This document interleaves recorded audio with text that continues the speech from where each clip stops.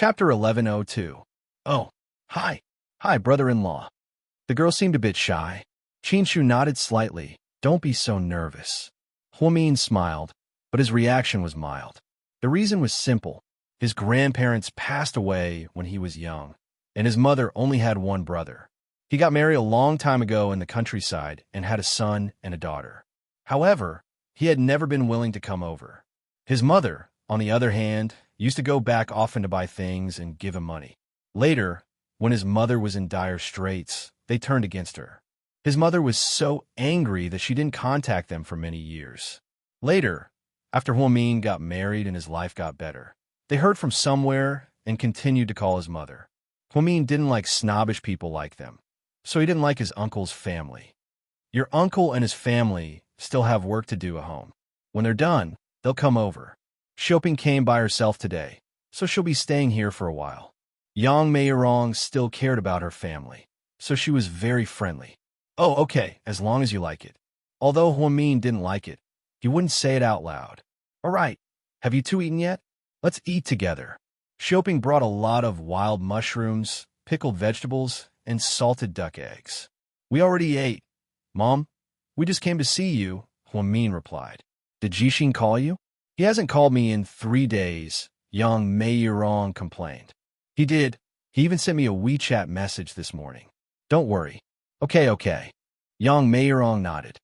If there's nothing else, we'll go home now, Mom. Okay, go home and rest. You two are too busy. Take care of yourself. Auntie, you take care of yourself too, Chinshu said respectfully. After leaving home, the two of them drove to South Hill Manor. Honey, did you notice that I don't really like that cousin of mine? Huamin suddenly asked. I did. And do you know why? Maybe you don't like your uncle's family. I feel like you haven't been hanging out with them all these years, Chinshu analyzed. My mom and Uncle Jing didn't have enough money, so they asked my uncle to lend them money, but he wouldn't lend them a single cent. It was still autumn, and they had just sold their grain, so they had some money. They couldn't even lend them 1,000 yuan. You know, my mom used to give them a lot of money when she was filming, and she gave them a lot of things. Back then, I felt that some people were worse than dogs. If you feed a dog, the dog will wag its tail, but people can kick you to the curb when you've outlived your usefulness. That's why I've hated hearing anything about that family all these years. Then I can understand. Chinshu nodded. He seemed to understand Huamin's feelings. But I can understand my mom. They're heartless. After all, they're my mom's only family. My grandparents are gone, and my brother is the only one left. Even if he's snobbish, he's still family. As long as my mom is happy, I don't mind. China's good daughter. Chinshu smiled. I'll strive to be China's good wife in the future. That's a bit difficult. Chinshu smiled meaningfully.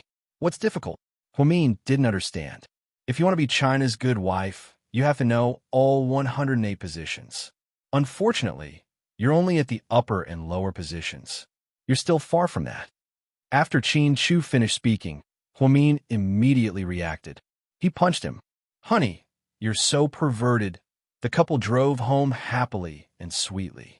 On the other hand, Song Yisher's mind was in a mess. She saw that Huamin seemed fine. That shouldn't be the case. Could it be that Mama Qin didn't cause trouble for her? She thought about it and felt uneasy, so she drove directly to the Qin manor. Inside the manor, Song Yisher knocked on the door and walked in. She saw Lady Qin sitting in the living room, eating fruit and drinking tea. Mama Qin, she called out sweetly. Chapter 1103. Oh, sure, you're here, Lady Qin said faintly without getting up. Song Yisher suddenly felt that Lady Qin's attitude was a lot colder than before. Was she overthinking things? Mama Qin, have you had dinner yet? I bought you shrimp dumplings from Li Ji Kanji shop. Song Yisher handed her a lunchbox as she spoke. Oh, I'm done. It's okay. You can give it to your parents, Lady Qin said faintly. Mama Qin, what's wrong? Song Yisher finally realized what was going on. Lady Qin never had this kind of attitude in the past. Nothing. I just ate already. It's going to spoil tomorrow anyway, so it's a waste. Why don't you take it back and give it to your parents? Lady Qin replied with a smile. Why would I? It's a gift for you, so it's okay if you don't eat it. It's a token of my sincerity. Song Yisher smiled as she put down the lunchbox. Then, she sat down next to Lady Qin. Mama Qin, did you ask Wamin about what happened the other day? I didn't. Lady Qin picked up her teacup and replied faintly. Ah. Song Yisher didn't expect her to answer like that. Lady Qin continued. Actually, I was too harsh on Wamin. It's not a big deal for her to play the piano in public. Otherwise, why would everyone see it? It's not like they were meeting in private. Maybe she did it on purpose to hide something? Huamin is very smart, Song Yisher encouraged. Lady Qin slowly put down her teacup, glanced at Song Yisher, and said, in the past, I might have thought that way, but now that I think about it, I'm old and confused. Tell me, what's more important than a person's life? If a person dies, what's the point of wealth and status? If Huamin is willing to live and die with Chu, it means that she truly loves him, not just for vanity. So, I don't want to ruin their relationship because of these small things. Right now, I just hope that they can have child soon. I want to have grandchildren soon. Lady Qin's words and attitude left Song Yisher speechless. Mrs. Qin continued, I used to be biased against Huamian, so I didn't like her all these years. Now that I think about it, it's also because of what happened many years ago that I didn't dare to treat her well, because I was afraid that she would still hate me. Now I know how stupid I was. If Huamian hated me, she wouldn't have married Chu. I was just jealous of a gentleman. I'm old, and sometimes I get muddle-headed. Some random people say a few words to me, and they can mess with me. Actually, why do I have to do that? No matter how good other people are, they're still outsiders. Old Qin, Chu, and I, and Huamian, we're a real family. Why do I have to listen to others trying to drive a wedge between us? At this moment, Song Yisher's expression was extremely ugly. Seeing her expression, Lady Qin immediately grabbed her hand and laughed. Sure, don't think too much. I'm not talking about you. I'm talking about the people in the company. Those people like to gossip and don't like our family, so they keep stirring up trouble and stirring up trouble. They're really despicable. Everyone says that my son doesn't like those women. If it were me, I wouldn't like those women either. Huomin's personality is a bit cold, but after spending some time together, I realized that he's a pretty good person. At this moment, Song Yisher's heart was in turmoil. She had always used Lady Qin as a tool, but she never thought that one day she would be forced to this point. Lady Qin's words were like a slap to her face, but she couldn't get angry. Sure. Tell me, am I right? Lady Qin deliberately held on to Song Yisher's hand intimately as she asked. Mama Qin, right. Song Yisher smiled awkwardly. This was the second time today that she had been bullied. She felt like thousands of alpacas were running through her heart. Mama Qin, Huamin and Qin Chu have been married for so long, but they still haven't had a child. If they never have one in the future, what will you think? Song Yisher was quite smart, so she decided to start from another angle. Chapter 1104. As expected, Lady Qin's expression changed slightly when she heard about the baby. I do want a grandchild, but if there isn't one, then I'm not in a hurry. I believe that this is fate. Some couples even get a grandchild after 3 to 5 years of marriage. They've both had checkups and are healthy, so I'll just have to wait patiently. Mama Qin, you've suddenly changed a lot. A lot of your opinions and attitudes are different from before, Song Yisher said with a bitter smile. Yeah, the people I used to interact with weren't good either. They were all a bunch of despicable people. Those rich ladies, milk means money. They only befriended me because my family was rich, so why would I talk to them? Also, as the saying goes, distance tests a horse's strength, and time reveals a person's heart. As time goes by, I'll know whether some people are humans or ghosts. After all, no one is stupid forever, right? Song Yisher still felt awkward. Sure, you two, in the future, when you find a man, you have to be careful. Don't find someone who's nice in front of you, but is a ghost behind your back. That kind of man, no matter how good he looks or how good his family background is, won't be liked by anyone. Lady Qin even gave her a piece of advice out of the kindness of her heart. I know, Mama Qin. Then, Lady Qin began to chat with her. Song Yisher finally lost her patience. Mama Qin, it's getting late. I'm going to leave now. Okay, bye. Lady Qin waved her hand and said goodbye. As Song Yishur drove out of the Qin manor, she was filled with anger. She smashed the steering wheel. "You old thing. How dare you insult me indirectly? You'll suffer in the future." They originally thought that they could use Lady Qin's prejudice against Huamin to drive a wedge between them. However, the fact that Huamin was willing to risk his life for Qin Chu made Qin Chu's parents look at him in a different light. Even if she had any objections, she would not have them anymore. She would not treat Huamin with the same attitude as before. Lady Qin was simple-minded, so it was inevitable that she would get hot-headed sometimes. But that day at South Hill Manor, after being criticized by Qin Chu and Huamin, he chatted with Uncle Li for a while. Only then did he discover many truths that he didn't know. She also began to understand Song Yishur's true colors. On Friday, GK's year-end thank you banquet was held on Yunding Mountain. After Huamin got off work on Friday, he took Qin Chu's car and went there directly. Zhu Lingling and Gao Ren also went with them. Jiang Xiaowei was pregnant, and it was inconvenient for her to travel so far away, so she didn't go. But on WeChat, she kept complaining. She even said that she would only give birth once, regardless of whether it was a boy or a girl. She would never have a second child in the future because it was too inconvenient. Pregnant women were like a strange species that was discriminated against. There were many things that they could not do. There were many things that could not be eaten, and there were many places that could not be visited. There were also many positions that could not be used. Jiang Xiaowei was so angry that she kept torturing Wei Liao. In order to make his wife happy, Wei Liao booked a Western restaurant and had dinner with Suyu, Tang Chuan, and the others. While eating, Jiang Xiaowei would occasionally pick up her phone and send WeChat messages. Occasionally, she would even giggle. "Sister-in-law, are you cheating on me? Young Master Wei is right next to you. Who are you chatting so happily with?" Tang Chuan teased. Before Jiang Xiaowei could reply, Wei Liao answered for her. "Other than Huamin, I can't think of anyone else." Good thing you're a girl, or else you'd be the second Lord Su. You're all so smitten by Huamin that you don't know where you're going." Tang Chuan laughed maniacally. "So I'm being attacked again?" So you felt like he had been very unlucky recently. No matter what happened, he would be dragged into it. His chances of being attacked increased exponentially. Huamin and Qin Chu are going to Yunding Mountain for GK's end-of-year celebration. Lingling and Captain Gao are going too. "I want to go too," Jiang Xiaowei complained. "Be a little good. Let's not go. Yunding Mountain is just a poor ravine. It's boring." Wei Liao comforted her. "Few, do you think I'm stupid? Yunding Mountain is GK's top resort. It has hot springs, a ski resort, a green vegetable plantation, and a unique red maple forest." Jiang Xiaowei was immediately irritated. Wei Liao immediately shut up.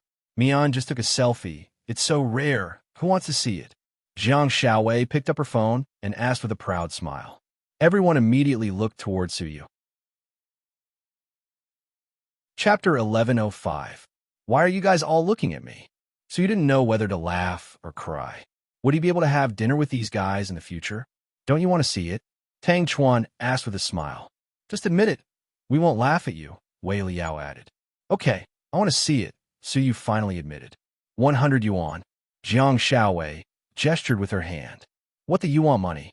Suyu was dumbfounded. "Of course, there's no free lunch in this world. If you say that, then I won't be happy. If you want money, then I'll..." Suyu paused. Everyone thought that Suyu was very stubborn. Was he so angry that he didn't want to see it? Was he able to resist the temptation of seeing Huamin's selfies? However, Suyu said, "I just want to ask if there's any room for negotiation. 100 yuan is too expensive. How about 80 yuan? Puffed. "Lord Su, you're so stubborn. I thought you said you didn't want to see it." Tang Chuan laughed maniacally. "I thought so too. Who knew you'd make such a huge plot twist?" Wei Liao laughed. "You get what you pay for. If you want 80 yuan, then I'll have to mosaic Huamian's face," Jiang Xiaowei said word for word. "Sis-in-law, you're so ruthless. I'm kneeling." Tang Chuan admired Jiang Xiaowei. He was so impressed that he wanted to prostrate himself before her. If she could say something like that, then she was no ordinary person. My wife is so mighty and domineering. Wei Liao gave her a thumbs up. Suyu took out his wallet and took 5 selfies for her. Then he said generously, "I'll give you 500 yuan. Let me see this one first. If you have any more selfies, send them to me." Godly Tycoon. Jiang Xiaowei was overjoyed as she passed the phone to him. Suyu picked it up and looked at his WeChat moments. It was a selfie that Huamin had just posted. It was taken in the car. She seemed to be in a good mood because Huamin was not a narcissist and would not post it often. Therefore, the occasional shot would make people's eyes light up. The temperature in the car should be very high. Huamin was only wearing a furry beige sweater. Both sides of her hair were braided with neat bangs. She looked especially cute, like a cherry ball.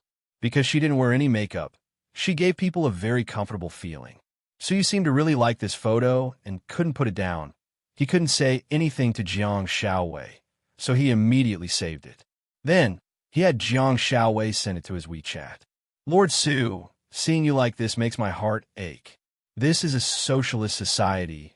Let me tell you, otherwise, if we were in ancient times, I would definitely bring a bunch of bandits to kidnap Huamin and make her your wife." "Fuck off. I'm not the king of mountain." Suyu laughed. Actually, everyone knew about Suyu's feelings for Huamin. Jiang Xiaowei occasionally sent Suyu benefits, not to tease him or mock him. She also wasn't trying to scam him out of money. She just felt bad for Suyu.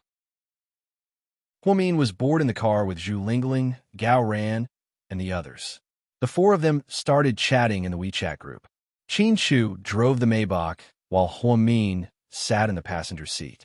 Gao Ran drove the Jaguar, while Zhu Lingling sat in the passenger seat. The 2 cars were very close to each other, one in front and one behind. Then, they could tease each other through WeChat. Therefore, the drive was very interesting. When Gao Ran pretended to reach out for water, he purposely touched Zhu Lingling's hand. She instinctively avoided his touch. Gao Ran immediately complained, "Fuck, Zhu Lingling, what do you mean? Will it kill you to hold hands?" Chapter 1106. Bullshit. How would I know that you were going to hold my hand? I thought you were going to get water, and I was going to stop you, Zhu Lingling retorted. Qin Chu and Huamin laughed so hard that their stomachs hurt. "We're just on a road, and you guys are already holding hands. Are we going to have car sex in less than 5 kilometers? Huamin asked on purpose. Gao Ran was speechless. Zhu Lingling said, "Huamin, you've become dirty." "I learned it from Mr. Qin," Huamin said proudly. "Honey, don't you feel bad for making me your scapegoat? Aren't you embarrassed? When I married you, I wanted you to be my scapegoat or something. Fine, I admit defeat, but can I do it 2 more times tonight as compensation for being the scapegoat?" Mr. Qin asked in all seriousness. This time, it was the couple's turn to burst into laughter. The 4 of them chatted and laughed along the way. When they arrived at the hotel, they immediately checked in. Every time they saw the Mian Hotel, Huamin could feel Qin Chu's deep love for him. The hotel manager reserved 2 presidential suites for the 4 of them. The rest of the hotel rooms were all filled with GK's employees. Of course, this time, Jiang Linyue came as well. This was her only chance to come to Yunding Mountain and see Qin Chu. GK's annual end-of-year celebration was to give out bonuses to the employees. When Qin Chu's father was still in charge, it was simpler and more straightforward. Now that Qin Chu took over, he didn't think of anything new. Therefore, he planned this employee celebration half a month in advance and used it as a form of entertainment. It was a good opportunity for everyone to relax, relieve some stress, and come up with a special topic for the project. It would be published in newspapers and major media outlets, and it would also promote the resort, killing 2 birds with 1 stone. Needless to say, Qin Chu was very business-minded. "I didn't think that winter here could be so beautiful." The moment they got out of the car, Huamin was mesmerized by the snowy scenery. Because there were many mountain ranges in Mount Yinding, it was a magnificent sight, even in winter. "If you like, we can stay for a few more days." Qin Chu looked at her gently. "No, it's the end of the year, and you have a lot of things to do. We can stay for 2 days and leave after the meeting. We'll come back when we have time." Huamin wasn't a capricious person and wouldn't ask Qin Shu to do everything for him. This made Qin Shu even more. President Qin, dinner will be served in 15 minutes. Would you like to eat alone or with everyone in the Magnolia Hall? The hotel manager asked carefully. Honey, what do you think? Qin Shu asked. Then let's eat together, Qin Shu ordered. Okay, President Qin. In 15 minutes, you and Mrs. Qin must go to the Magnolia Hall for dinner. I will reserve a table of food and drinks for you, Mrs. Qin, and your friends. Then, the manager went downstairs. Huamin and Qin Shu changed into formal wear and suits. 15 minutes later, they went downstairs with Gao Ran and Zhu Lingling. They didn't know until they saw it, but they were shocked. There were more than 100 tables in the Magnolia Hall. They heard that there were more than 1,000 people at this employee meeting. My God, it's so spectacular. There are so many people. It's like the Spring Festival Gala, Gao Ran exclaimed. Not everyone is here yet. There are still a few people on duty. Otherwise, there would be more people here, Qin Shu replied with a smile.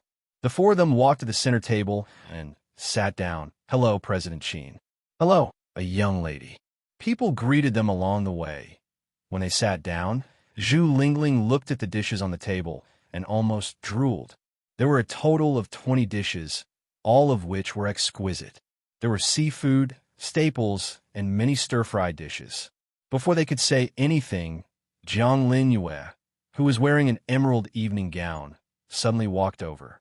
With a glass of wine in her hand, she smiled at Huamin and said, Thank you, a young lady, for taking care of me and promoting me over the past few months. Haha, I'd like to propose a toast to a young lady. Then, she downed her glass. Huamin looked at Jiang Linyue with a complicated expression and didn't say anything. Chapter 1107. You're too kind. Director Jiang, you're so capable. It's a waste of your talent to stay in the design department. You'll only be able to realize your potential if you work at a branch company. I'm also different from everyone else.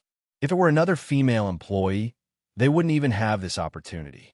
So, Director Jiang, sometimes you're a very special existence to me. Huamin smiled and took a small sip from his wine glass. Jiang Linyue bit her lips, feeling quite awkward. She originally wanted to use this opportunity to embarrass Huamin. After all, he wouldn't go too far in front of so many employees. However, to her surprise, Huamin's words were even sharper, and in the end, she was the one who felt awkward. Jiang Linyue learned her lesson from last year's 30-year anniversary party and thought that she wouldn't have the chance to come again. However, to her surprise, Huamin didn't do anything this time. She thought that she took advantage of the situation. Little did she know that it wasn't that Huamin forgot about her, but that he didn't want to be distracted by small things like this. Ever since Qin Shu was shot and the two of them experienced life and death, Huamin suddenly realized that Jiang Linyue and Song Yishe were nothing to her and Qin Shu. These people weren't even passers-by in their lives. At most, they were just bystanders. After hearing Huamin's words, Jiang Linyue's face turned red, and she obediently turned around. Otherwise, she would probably end up in an even worse state. The female employees at your company are quite interesting. Why do they all seem to be your enemies? Zhu Lingling also noticed what was going on and asked Huamin with a smile. It's all because of Mr. Qin's beauty. He's too seductive, and he walks around GK all the time. Any woman would fall for him. So there are always people who think that they're prettier and more suitable for Mr. Qin than I am. She's just one of them, so it's not surprising. Huamian, is it really okay for you to use the word seductive to describe your husband? Gao Ran laughed. Then what should I use? Don't tell me you're going to use allure. Huamin continued teasing. Fuck. Qin Shu, your wife is really a demon. Her mouth is too sharp. I can't beat her. Gao Ran immediately surrendered. Qin Shu only smiled without saying anything. He liked to listen to whatever Huamin said. To put it bluntly, even when Huamin scolded someone, he felt that it was pleasant to hear. This was what it meant to be spoiled to a certain extent. Zhu Lingling picked up a tissue and wiped the lipstick off her lips. As she wiped, she sighed. Women in this new era, it's so fucking tiring. In the past, We only needed to be good in the kitchen. Now, we need to be good in the kitchen. We need to be good in the kitchen. We need to be good in the kitchen. We need to be good in the kitchen. Haha. Lingling, you're so talented. Do you really have to be like this? Huamin couldn't stop laughing. Do I have to be like this? Sometimes, I feel that it's so tiring for women to live in this era. Not only do we have to take care of our children, we also have to be filial to our elders, and we also have to worry about our husbands cheating on us. It's so fucking unfair. I think the country should implement polyandry. One woman can have 4 husbands. That way, there's less pressure to support the family. Women can also have a lot more free time. I agree. Huamin immediately raised his hand. At that moment, she seemed to feel Mr. Qin's sharp gaze on her. She immediately changed her words and said, although I agree with your idea, 1 husband is more than enough. Yes, it's definitely enough. Qin Chu expressed his satisfaction, and the corners of his mouth raised slightly. Come on, with your physique, you need to find 4 husbands. Can you handle it? Don't pass out in bed. Also, you forgot to mention 2 of the new era women's skills that you mentioned just now. Let me fill you in, Gao Ran reminded her. What did you forget to mention? Zhu Lingling looked at Gao Ran in confusion. Good in the kitchen, good in the kitchen, good in the kitchen, good in the kitchen, good in the kitchen, good in the position, good in the bed, Qin Shuamin, Zhu Lingling, fuck. Are you even a police officer? Why are you so dirty? Chapter 1108. People's police officers are people too. They have basic biological needs, Gao Ran said righteously. Huamin couldn't stop laughing. She leaned against Qin Chu's chest and laughed until she couldn't catch her breath. Qin Chu hugged Huamin with one arm. His eyes were filled with tenderness. The employees began to gossip about the president in private. Jiang Linyue's table was filled with employees from the branch company. Many of them were meeting President Qin and Lady Qin for the first time. Therefore, they enjoyed talking about them. President Qin is so handsome. He's as handsome as those movie stars. I didn't expect him to be so young and capable. Lady Qin isn't very pretty, but she looks like a nice person. She's always smiling and isn't pretentious. Jiang Linyue didn't seem to feel comfortable listening to this, so she interrupted, What do you guys know? You can't tell from the surface. The nicer they pretend to be, the more fake they are. If she's so innocent, how did she get to the top? Think about it. Have you ever watched ancient dramas? If she wasn't scheming, how could she become the empress? Naive. After Jiang Linyue said this, everyone immediately fell silent. No one wanted to offend the president of the branch company. To be honest, after Jiang Linyue went to the branch company, she didn't do much, but she didn't do anything wrong. No matter how capable she wasn't a management major, so she couldn't use her talents to their fullest. Plus, she was angry and didn't put all her focus on work, so the branch company's performance wasn't outstanding at all. President Qin, can we start now? The hotel manager walked up to Qin Chu and asked carefully. Qin Chu nodded. Then, the hotel manager immediately gave out the order to distribute the cutlery. Then, Assistant Yang stood up with a microphone and said to the thousands of people present, Everyone, let's raise our glasses to our dearest President Qin and a young lady. Thank you for hosting us at the end of the year, and we wish them happiness and love forever. Then, thousands of people stood up and raised their glasses. Qin Chu and Huamin also stood up and returned the toast. It was a grand occasion. Your assistant's boot-licking skills. I'll give him 9 points. I'm afraid he'll get arrogant, Gao Ran teased with a smile. Little Yang is a very nice person. Being a bootlicker is also a good thing, okay?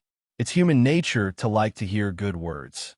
Although honest words are unpleasant to the ear, who wants to listen to negative energy all day long? Huamin explained. Then, one after another, female and male employees went on stage to sing and perform. At first, everyone was a little embarrassed, but then Yang announced that Chairman Qin had said that everyone who performed on stage would get a red packet. As soon as he finished speaking, the performers immediately swarmed over. The dinner lasted for more than 3 hours, and the last segment was the distribution of red packets. The previous year-end red packets made everyone's hands go soft. There was also an exciting lucky draw. There were laptops, cameras, phones, watches, luxury bags, and everything else. Gao Ran and Zhu Lingling were so envious that they couldn't sit still anymore. You guys are so extravagant. Even the lucky draw for the year-end bonus includes LV bags, Hermes, Prada, and Burberry. TSK, TSK. The super rich can really do whatever they want. Your company's benefits are so good.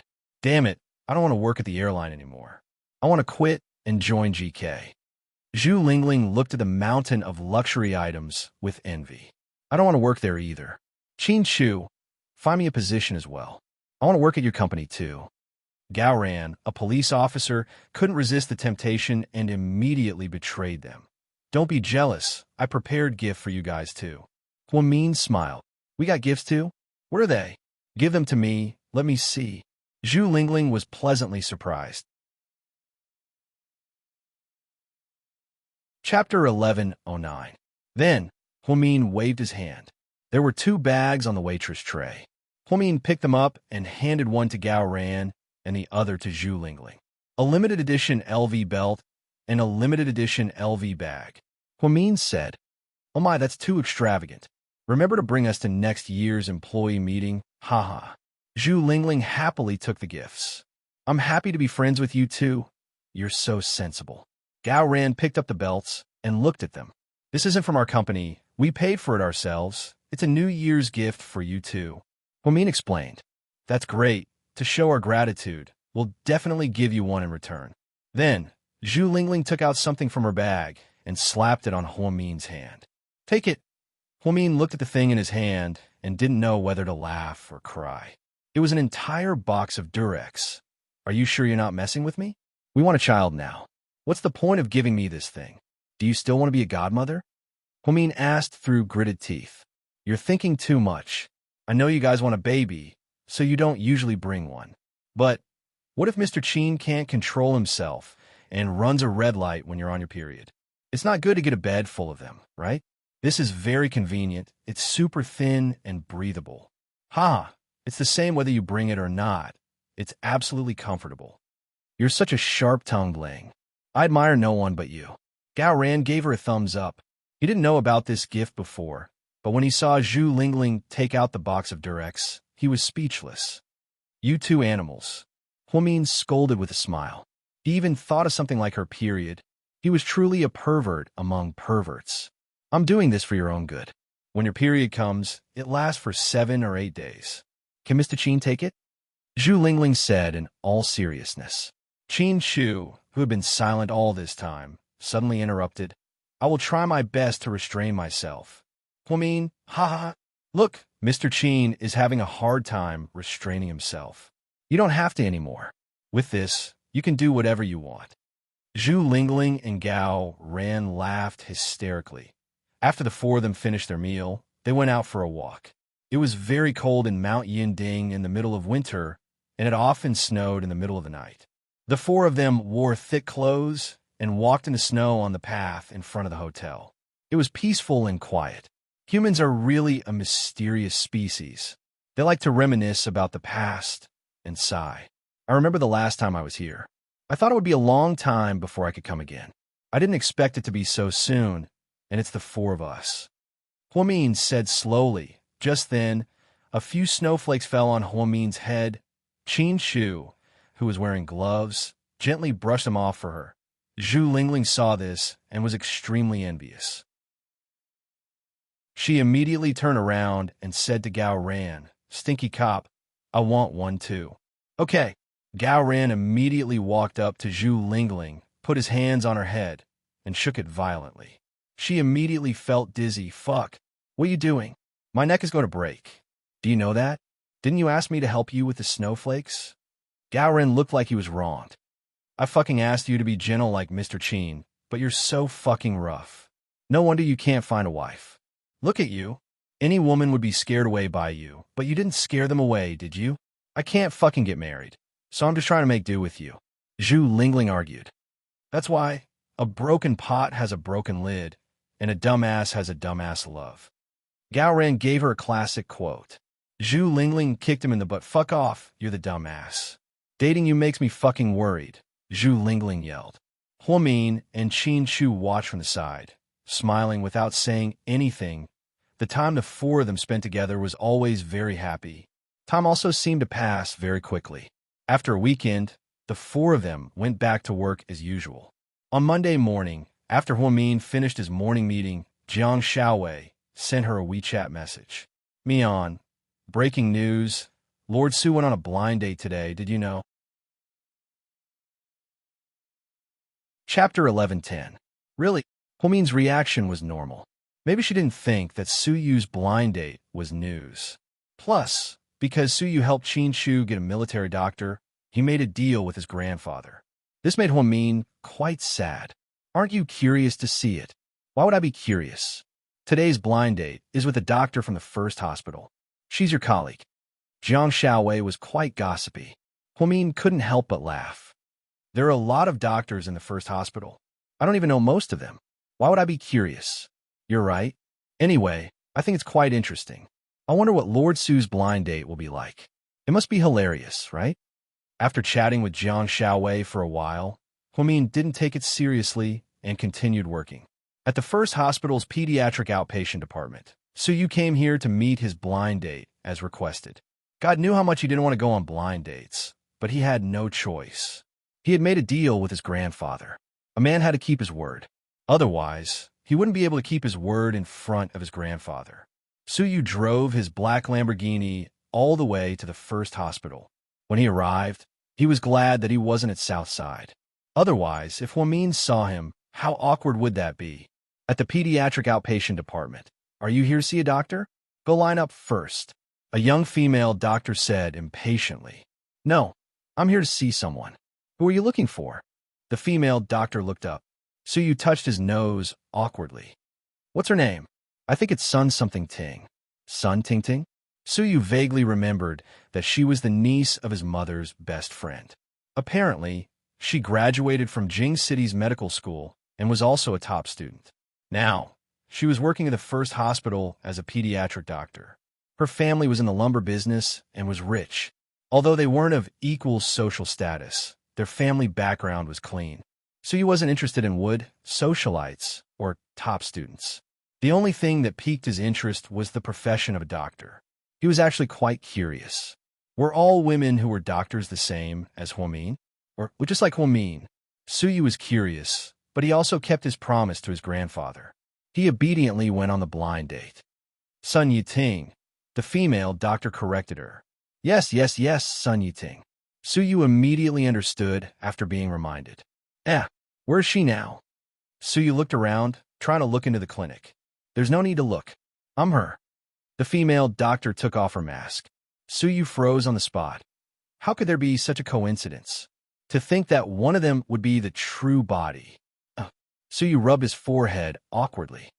Are you Su Yu? The female doctor raised her head and asked. Yes. Su Yu nodded. After confirming that it was Su Yu, the female doctor's attitude immediately became much better. She smiled and said, I'm sorry for what happened just now. We have too many patients here, so my tone wasn't too good. All right, let's go somewhere else to talk. It's not convenient here. The female doctor led Su Yu all the way to the backyard of the first hospital. There were fewer people here, so it was a good place to talk. Su Yu glanced at the female doctor. She was quite pretty. She was around 165 centimeters tall, fair and clean. However, for some reason, Su Yu just couldn't bring himself to like her. She couldn't even compare to Huamin. I heard that you have your own entertainment company. I don't pay much attention to the entertainment industry, so I don't know much about it. The female doctor took the initiative to speak. Yes. Su Yu nodded. That's pretty impressive. You don't usually fool around with those female celebrities, right? I hate it when men cheat on women. Su Yu was quite surprised by the female doctor's sudden words. Chapter 11:11. To be honest, I used to, but not anymore. Why? Were you upset? The female doctor asked. Su Yu was speechless. He felt that this female doctor didn't know how to talk. Her tone was also very aggressive, making it hard for him to like her. No, it's because of someone. Who? Ex-girlfriend? The female doctor continued to ask. No. Then who is it? The female doctor didn't seem to give up. I'm sorry. We're not close enough to discuss private matters. Suyu froze for a moment after saying this. Huh? Wasn't that Huamin's catchphrase? Why did he use it so casually? What a magical feeling. After being choked by Suyu, Sun Yiting didn't continue to ask. Instead, she took the initiative to introduce herself. My aunt should have told you, right? I graduated from Jing City Medical School. I'm a top student. She did, but in this day and age, there are a lot of top students. Out of 10 people, 5 are undergraduates and 2 are graduate students. So you didn't like the girl's tone. What is so great about being a top student? She didn't graduate from Harvard Medical School. Did she have to be so awesome? Sure enough, after hearing what Suyu said, the girl stopped talking about being a top student and continued. I'm an only child. Ha! I'm not a twin, Suyu retorted. My parents are in the lumber business. My family has 3 furniture factories, and they'll give them to me in the future. Suyu held his forehead and said in boredom, not counting my own Imperial Star Entertainment, my family has the largest private bank in the country. In the future, I can take over the family business. If you don't have enough money for your small toy factories, you can come to me. I might be able to help you get a loan. Sun Yiting was furious. Why do you speak so harshly? Sun Yiting had a sense of superiority. She had gone on many blind dates, and it was always the men who praised her.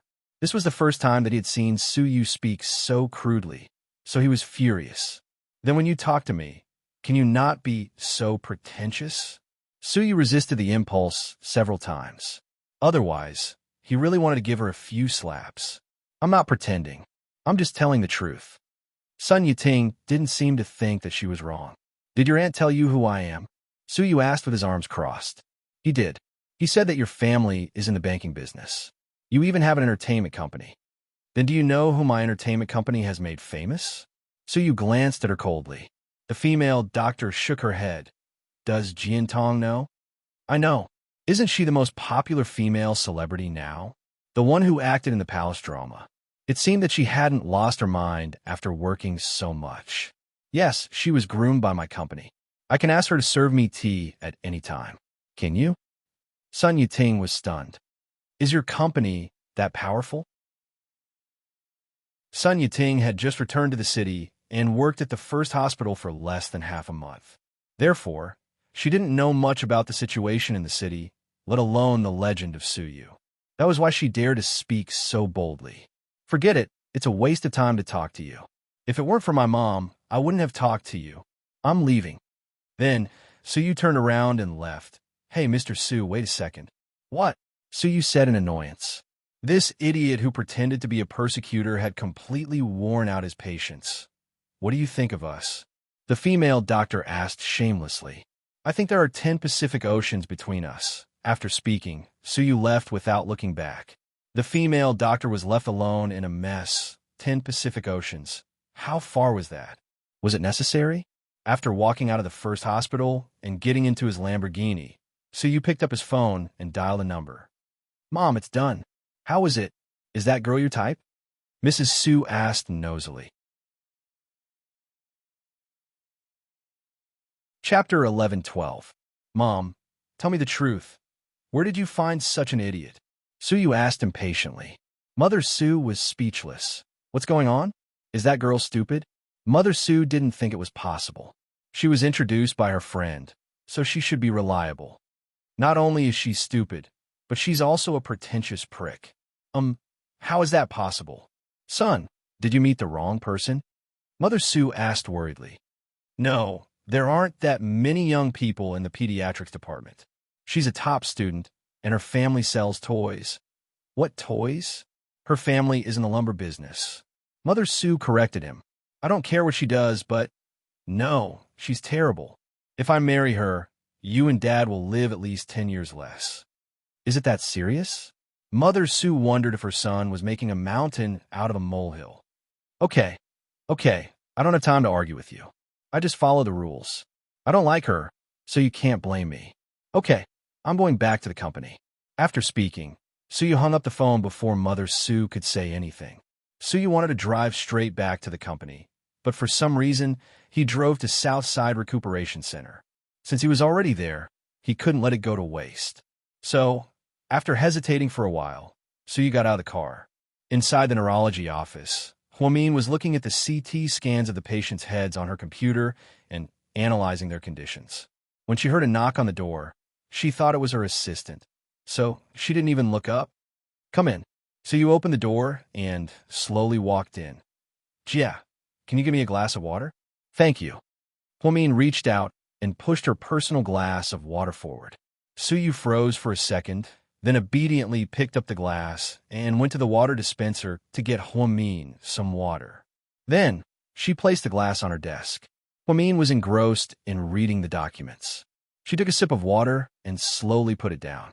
"Shao, Jia, do you have the patient's medical record from yesterday? Give it to me. I think you're about to have a split personality."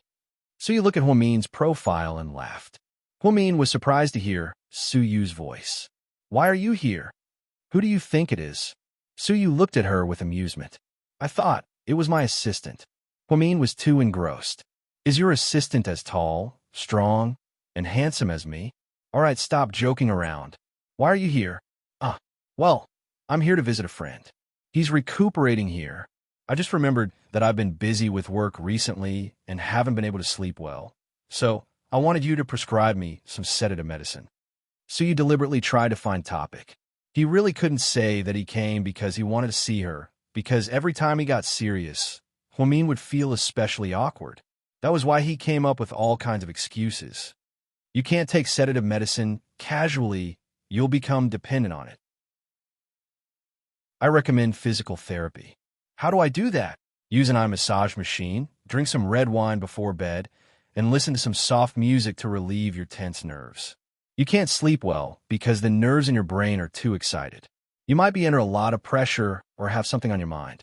Just adjust yourself. It's not a serious illness, Huamin advised. "Okay, I'll go back and try it." Suyu nodded. "Didn't you go on a blind date today? How was it? Any progress?" Huamin suddenly thought of this and asked with a smile.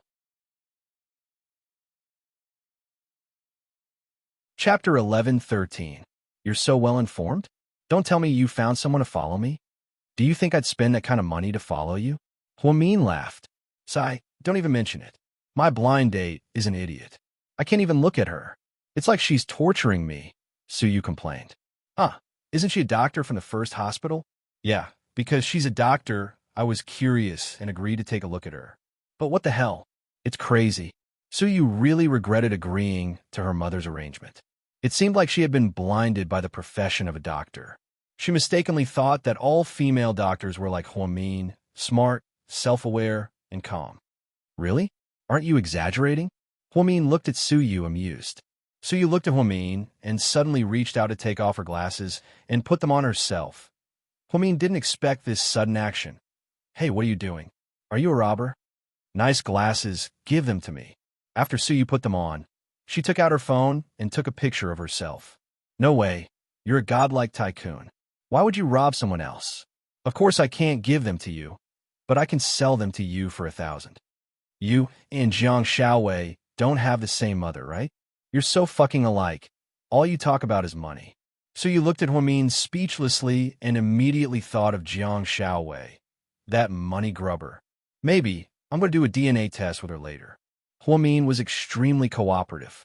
Wei Liao is so lucky to have Jiang Xiaowei. After Suyu finished speaking seriously, he took off his glasses and placed them on Huamin's table. He looked at her with a complicated expression and said, "Qin Chu is so lucky to have Huamin." After hearing Suyu's words, the usually eloquent Huamin bit his lips, not knowing what to say. She didn't know why, but sometimes, when she heard Suyu speak seriously, she would feel sad. I'm fine. I just saw a friend and came to see you. You can continue with your work. I won't disturb you." After speaking, Suyu turned around and left. "Suyu," Huamin suddenly called out to him. Suyu turned around with one hand in his pocket, looking very handsome. "Don't you like this spectacle frame? I'll give it to you." After speaking, she didn't forget to add, "It's free." "Forget it. No matter how much I like it, it's not mine. You can keep it. Thank you." Suyu smiled. After speaking, he walked out of Huomin's office. Huomin was slightly surprised. Then, she quietly picked up the spectacle frame, put it on, and continued to work. Every time she saw Suyu, she felt very complicated, especially when Suyu was serious. So, to be honest, Huomin didn't want to have too much contact with Suyu. She felt that it was better for everyone. But the difference was that every time Suyu saw Huomin, he felt a sense of satisfaction. It was as if he was going to be in a good mood for the day. Fei Wong had a song called Legend. There was a line in the lyrics that was very suitable for this situation. Just because I saw you in the crowd, I couldn't forget your face. I dreamed that one day we would meet again. Since then, I've been missing you alone. When I miss you, you're in front of me. When I miss you, you're in my mind. When I miss you, you're in my heart. I'd rather believe that we were fated in our previous lives, that our love story in this life won't change. I'd rather wait for you to realize that I've always been by your side. On the way back, Suyu played this song on repeat. Today, he no longer felt pain from missing her. Instead, he felt happy because he saw Huomin. Imperial Star Headquarters. When Suyu returned to his office, there was a pile of documents waiting for him to sign. After reviewing them one by one, he began to sign them fluently. President Su, how was your blind date today? Assistant and asked nervously. Chapter 11:14. Suyu paused in the middle of signing a document. He looked up and narrowed his eyes as he sized up his assistant. When did you stop being an assistant and become a paparazzi? No, I'm just concerned about your marriage, President Su. And admitted that he wanted to know if his boss's relationship was going to end well. Will my marriage affect your career? Suyu asked angrily. It won't affect my career, but I was thinking if you can get married, maybe I could have a vacation. Boss, I'm getting married next month, and I'm going back to my hometown for the wedding. Can you give me a week off? And gritted his teeth and finally said his little wish. Suyu, so, when did you get a girlfriend? Suyu was too surprised, and had been by his side for a long time. How could he not know that he had a girlfriend and was about to get married? Was this kid lying to him because he was on vacation? I just got last month. Last month? You're getting married next month. Suyu was shocked. Yeah, and nodded. Flash marriage. Yeah, and nodded again. How did you meet? I shook it. Damn, I'm speechless. I approve your vacation. I'll give you half a month off. You can even have time for your honeymoon. Thank you, boss. I was excited. Boss, yeah? Good luck to you too. Get out of singlehood soon, and really hope that his boss could have a partner. Thank you. You don't have to worry about me. After he was given a vacation, the kid immediately ran away, afraid that he would go back on his word. But thinking about it, it was quite amazing. So there really were people who would get married in a flash? After work, Suyu walked out of the headquarters and saw Jian Tong on the first floor. She was wearing an ancient costume and hadn't had time to change. President Su. Jian Tong walked over with a smile. Yeah, Suyu nodded. There's an indoor scene today, so I went back to the company to shoot. Have you eaten? Let me treat you to a meal. Jian Tong was one of the few female celebrities that Suyu was not annoyed by, because she was very self-aware. I'm not going. I want to go back to the old house. Oh, okay. Then you go ahead. I'll ask you out later. Jian Tong would not be like other women who would be unhappy just because Suyu rejected her. Suyu drove straight back to the Su family's old house. The renovation of a new villa was almost done, but he wasn't willing to live there. She had gotten used to living at home and was actually a little afraid of loneliness. Son, you're back. Dinner is ready. Today, I made your favorite braised pork trotters. Mrs. Su smiled. So you didn't seem to be in a good mood. It doesn't matter if we can't do it today. We have more tomorrow. Before Mrs. Su could finish, she was interrupted by Suyu. Mom, thank you. I know that you and Grandpa are doing this for my sake, so you helped me. But I really don't like them. I'm really tired.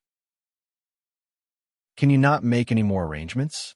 Mrs. Su's heart ached when she saw her son's tired expression.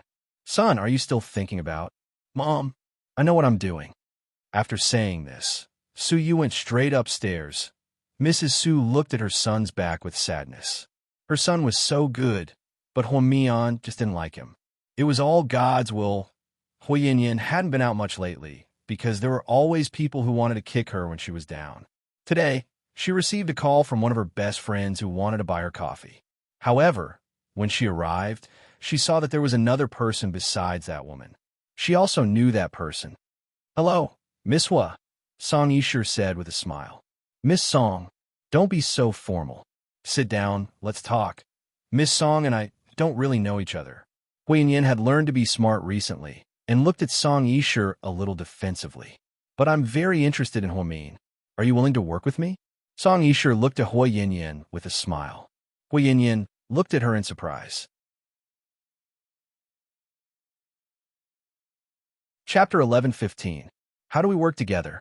Hui Yin slowly sat down across from Song Yisher. "It's simple.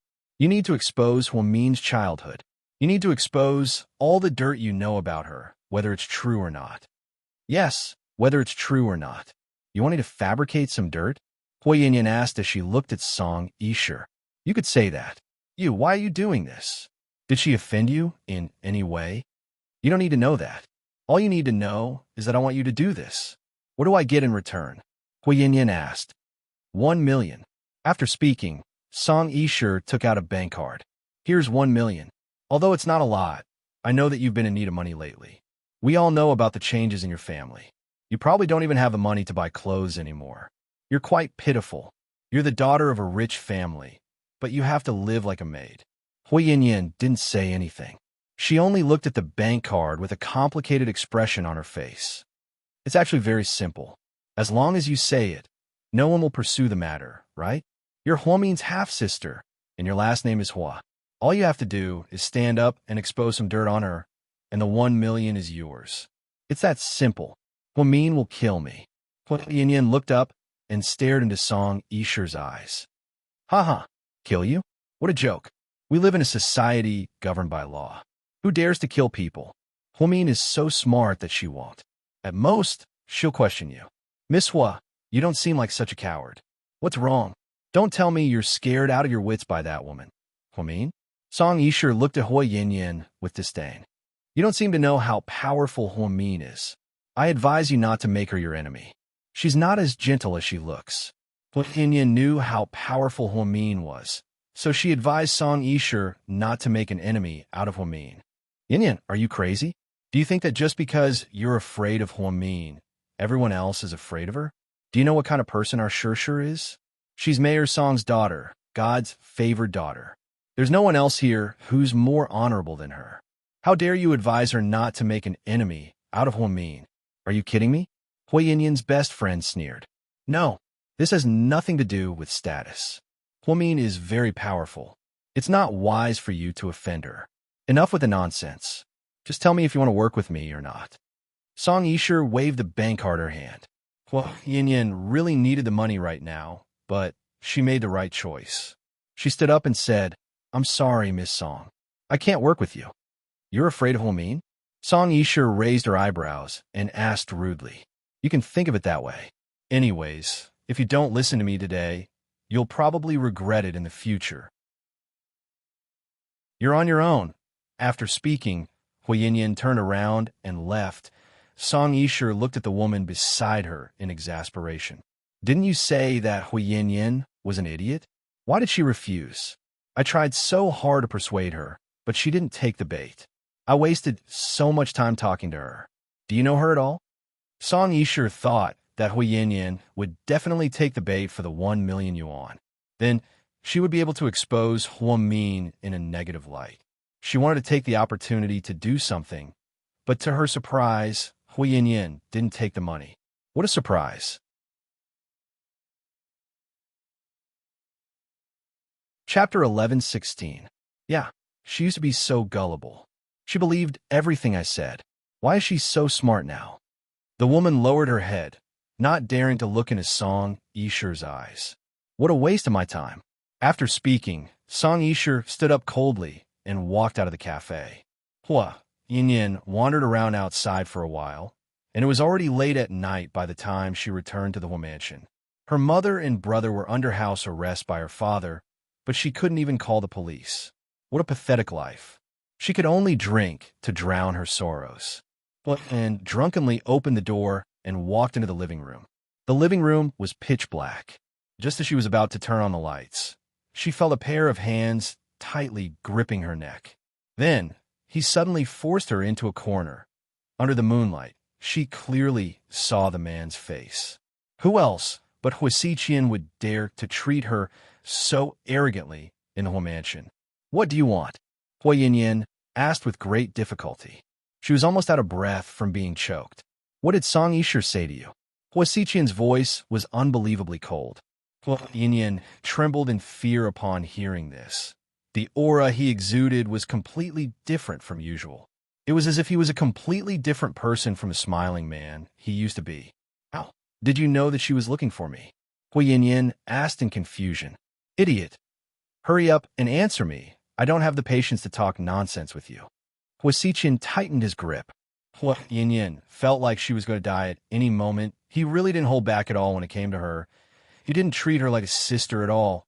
Song Yishir, she came to ask me for a collaboration. Hua Yinyan was extremely afraid of Huasiqian. Since they lived under the same roof, she knew that this demon would really kill her. She knew that no one would find out, even if he threw away her corpse. Collaboration? What kind of collaboration? Seeing that Hua Yinyan had relented, Huasiqian suddenly let go of her. Cough, cough, cough, cough. Hua Yinyan began coughing violently. Collaboration. She gave me 1,000,000 yuan to defame Huamin. Defame Huamin? Huasiqian looked up, his eyes darkening. Yes. She told me to make up whatever I wanted and that no one would look into the authenticity of the story, as long as I didn't ruin Huamian's image. But I didn't agree. I really didn't take her money. Hua Yin timidly looked into Huasiqian's eyes, afraid that he would strangle her again. This woman is really... She doesn't want to live a good life, but she wants to court death. Huasiqian said in a low voice as he took out a wet towel and wiped the hand that was strangling Hua Yinyan's neck. I really didn't agree. I won't hurt Huamin. She helped me twice, and I owe her a lot. I won't do that. Trust me, I know you wouldn't dare get out. After Huasiqian yelled at her, Hua Yinyan was so scared that she peed her pants and ran upstairs. She stayed in this house all day and had to listen to Jiang Hong. Huasiqian didn't like her, and she was threatened by Huasiqian. Hua Yinyan was under a lot of stress. She really wanted to find a random man and marry him so that she could leave this terrifying house. After Huamin got off work, he called Qin Shu. He seemed to be busy. Therefore, he drove to Aixin's Ramen across from Second High and ordered 2 bowls of noodles. Then, he drove to GK headquarters. A young lady. Yang nodded politely. Is he inside? Yeah, the president is in a video conference. Oh, then I'll go in later. It's okay. The president said you can go in as soon as you arrive. Huamin carefully carried the 2 bowls of noodles, opened the door, and walked in. Qin Shu was scolding his subordinates. The people in charge of the subsidiary companies all lowered their heads and didn't dare to make a sound. Redo the proposal before Friday. If it doesn't go well this time, you guys can all go home and retire. Yes, President.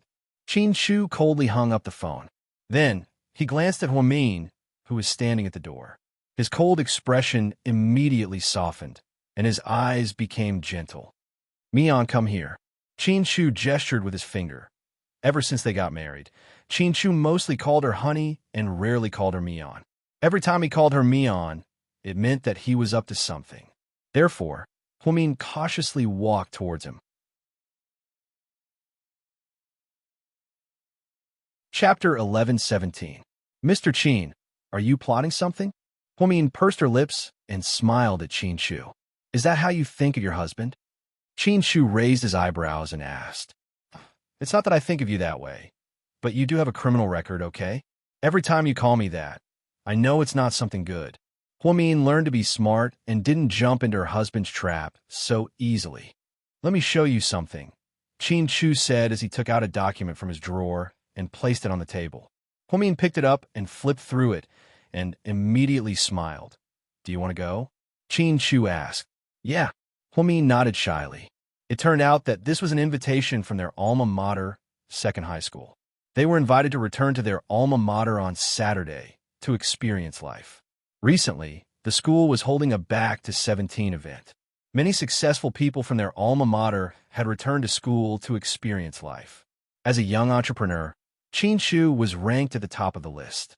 He had always been a popular figure in second high, and many of the juniors in the school were talking about their school stories. Therefore, Huamin was very happy to have this opportunity. Out of all of her studies, high school was the most important to her. It was where she and Qin Shu first started. I didn't think that our alma mater would have such a humane event, Huamin said intimately as she wrapped her arms around Qin Shu's neck. I knew you'd like it. When I went to buy ramen, I was thinking about how great it would be if I could turn back time. I would definitely cherish those 3 hurried and beautiful years. Honey, I'm hungry, Qin Shu suddenly said pitifully. All right, I forgot. Here, I brought some ramen for you to eat. Then, Huamin reached out to open the bag of ramen on the table. However, Qin Shu began to move his hands up and down her body. What are you doing? Huamin immediately turned his head. I'm really hungry.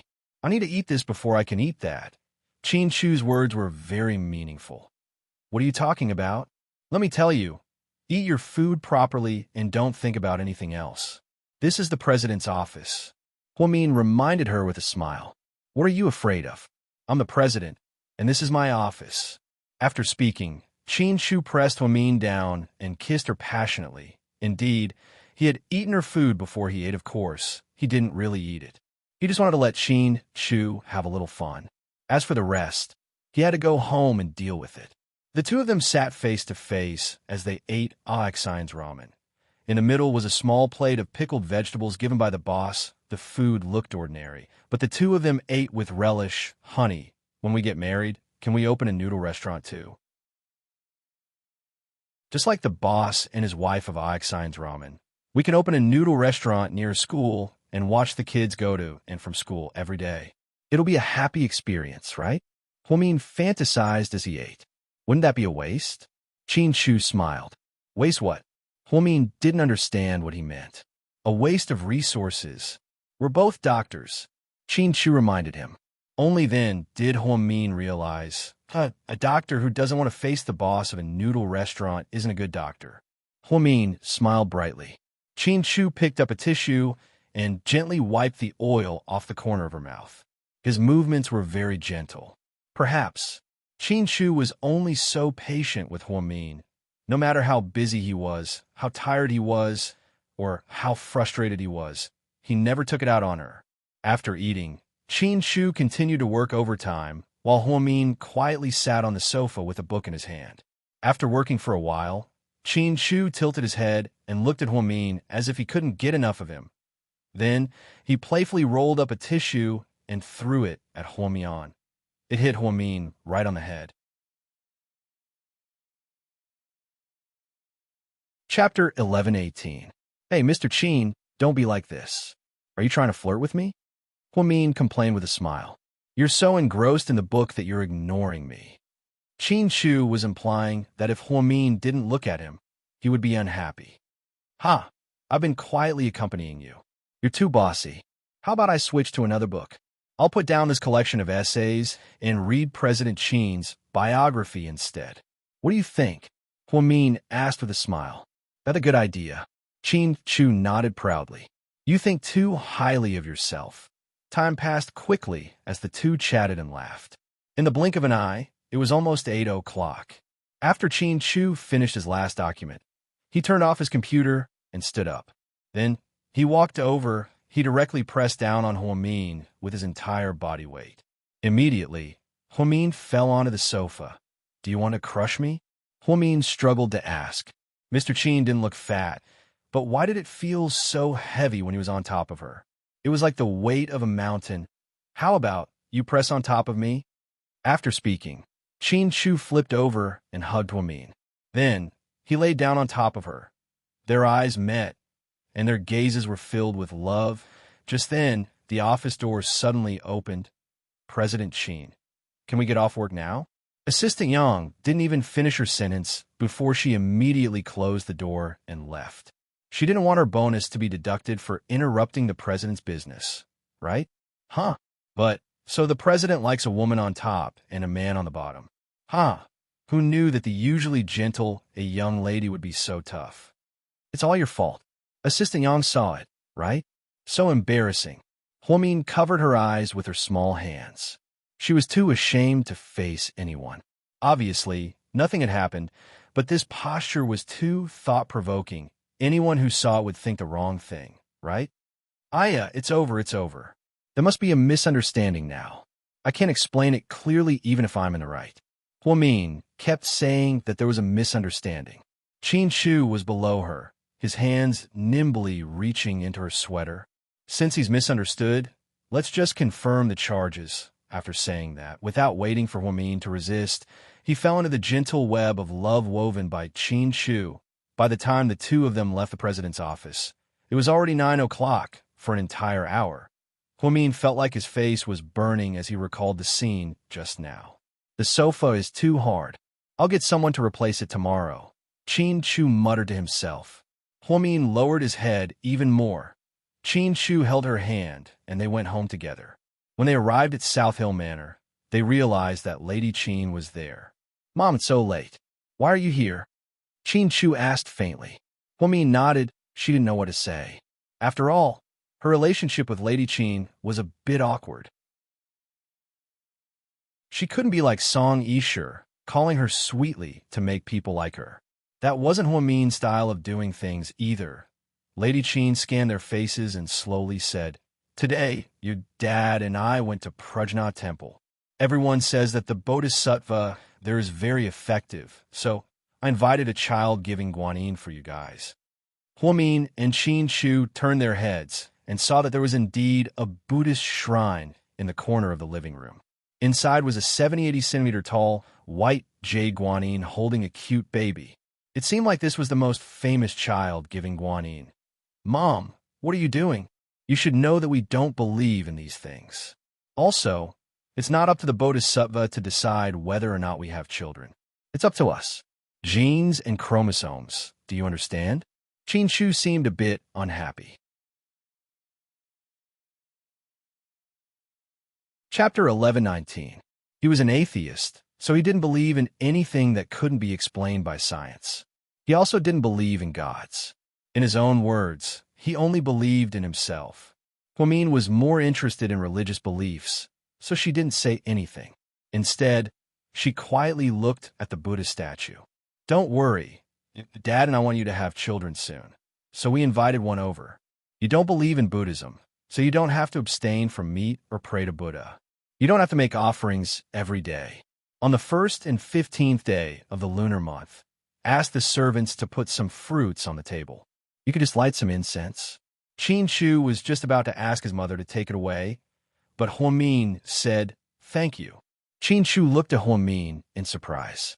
She actually accepted the gift and even expressed her gratitude to his mother. Lady Qin seemed to be in a good mood as she nodded. Then, Qin Shu went upstairs to take a shower. Huamin sat with Lady Qin in the living room for a while. They used to be rivals, so they rarely had the chance to sit together and chat. So, the atmosphere was quite awkward at first. The hospital has been busy lately, right? Lady Qin asked. Yeah, it's the end of the year, so it's a little busy. You're not a nurse anymore, so you don't have to work night shifts anymore. Also, I heard that neurology doctors don't have to work day and night shifts like gynecologists do, right? Yes. Huamin continued to nod. Work is important, but so is family. I hope you can pay more attention to Chu and your family when you're free. I will. Since you two are fated to be together, I naturally want you to be happy. Although I wasn't happy with you in the past, so many things have happened, and I've seen through a lot. I hope you won't hold a grudge against me because of the past. Lady Qin spoke very calmly. Huamian listened quietly. She knew that Mrs. Qin was referring to Uncle Jing's death when she mentioned the old grudge. If it was in the past, Huamin might have felt estranged. After all, it was a human life, and Uncle Jing treated her so well.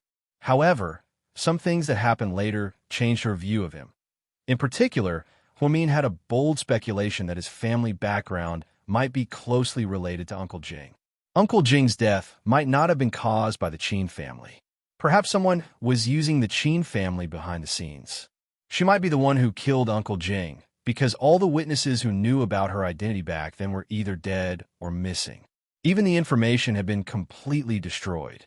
How could this be a coincidence? Huamin planned to ask Lady Qin about the ins and outs of the past when he had the time, but not now. After all, now was not the right time. The relationship between the two of them had just improved. If they kept asking about that matter, it wouldn't be good for either of them.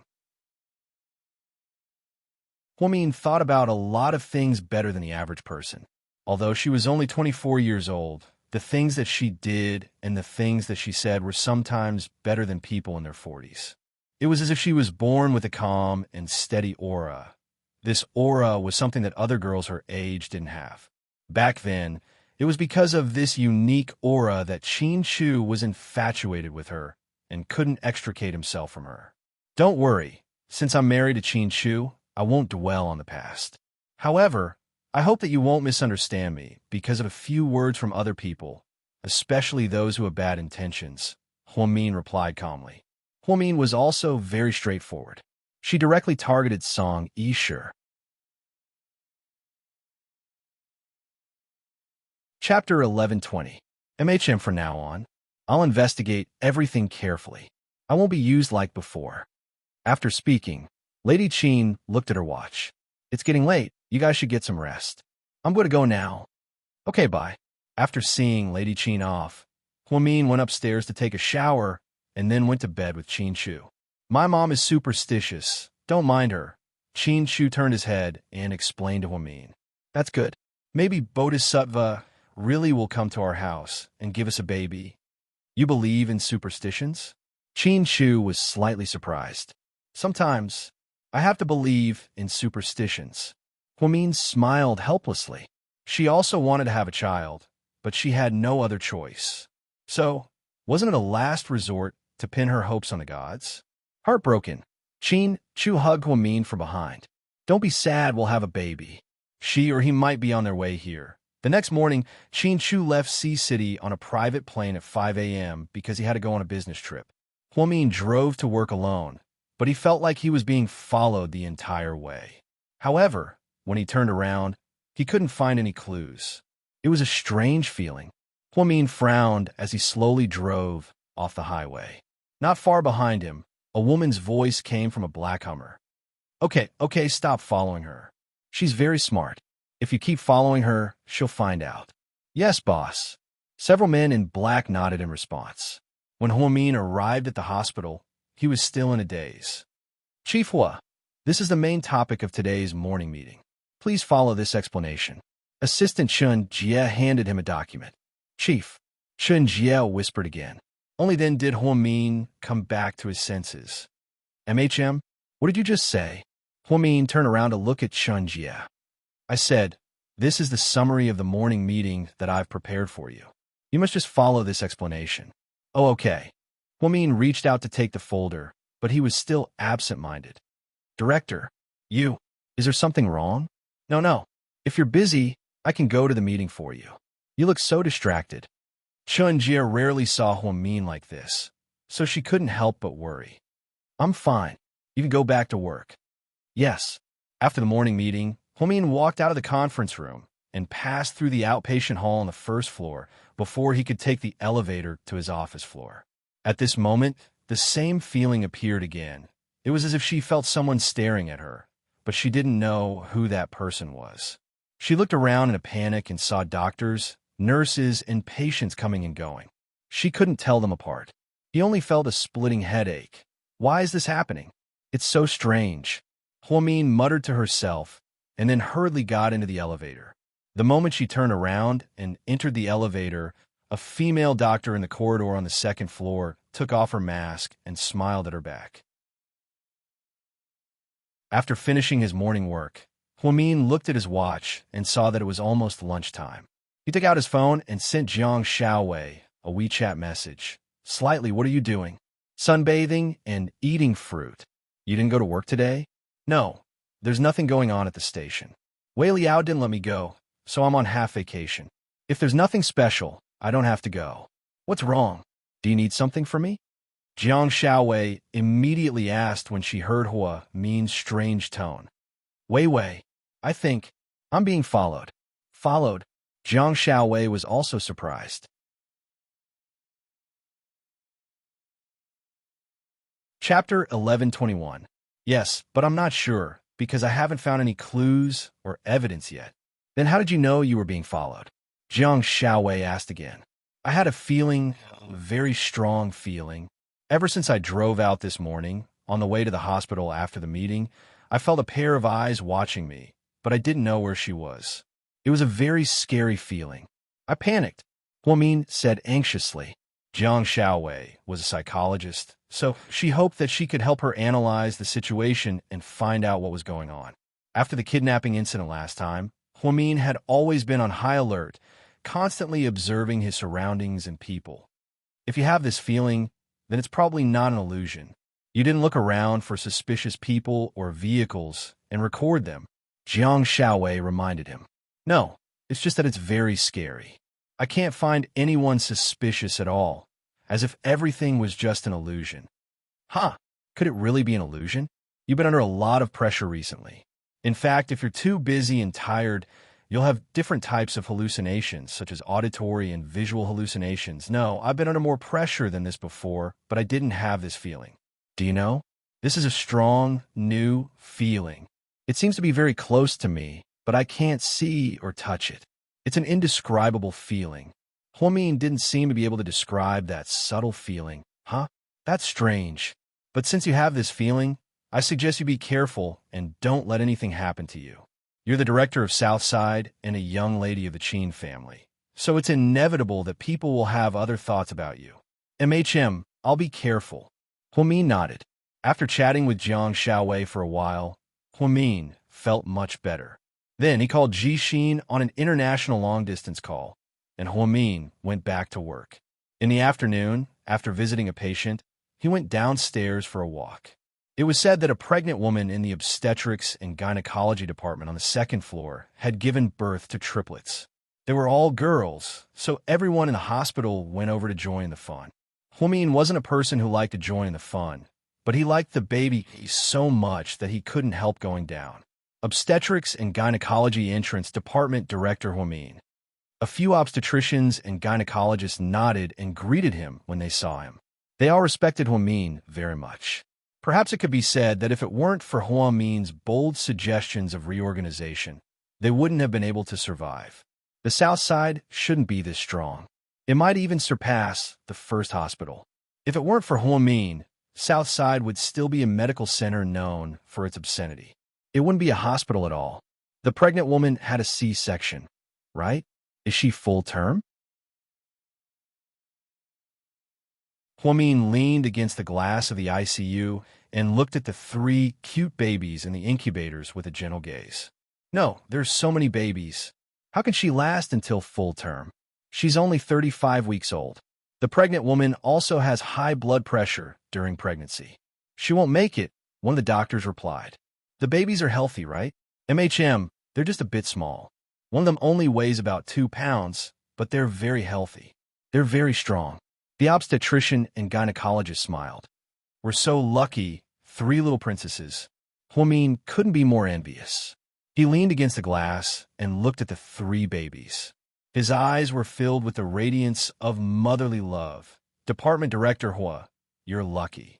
Maybe you'll have multiple births in the future.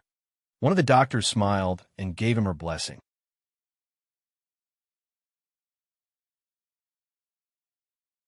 Chapter 1122. Huamin smiled shyly. How can I be that lucky? Plus, I don't have the genes for multiple births in my family. It's hard to come by, and the chances are very low. Huamin used to work in the OB/GYN department, so she knew the principles of medicine. Huamin was very rational and wouldn't have unrealistic dreams. After looking at the babies for a while, she reluctantly left. There were a lot of people in front of the elevator, so she chose to take the stairs. The stairs leading to the second floor were very spacious, and many medical staff members left because it was too troublesome to take the elevator. Therefore, she didn't notice the people coming and going in a hurry. A woman in a white coat walked past her with her head lowered. Chief Hua, Huamin nodded. She was used to greeting people like this. There were many doctors in the hospital, but she didn't know many of them. However, most of them knew her because she was too famous. Therefore, she didn't care when the female doctor greeted her. However, When she returned to her office, she realized that her work ID was gone. It was hanging in front of her chest. She had it just now. The work ID wasn't anything special, and there was no important personal information on it. However, there was a 1-inch photo of Huamin with a blue background. She was barefaced and beautiful. Qinshu once joked that only people who looked so beautiful in their work ID photos were truly beautiful. Huamin immediately became frustrated.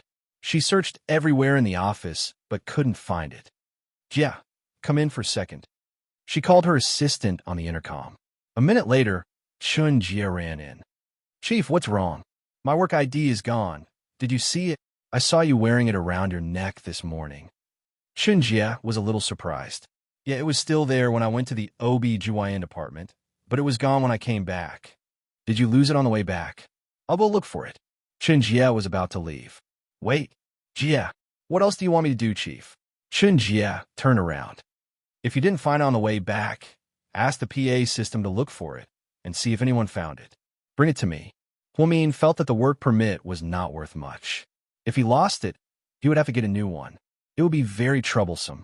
Therefore, he wanted to ask the broadcaster to look for it. Chun Jia nodded and closed the door to help Huamin. But after searching for a long time, he still found nothing. "Someone has found Director Hua Min's work pass. Please send it to the radio station on the first floor."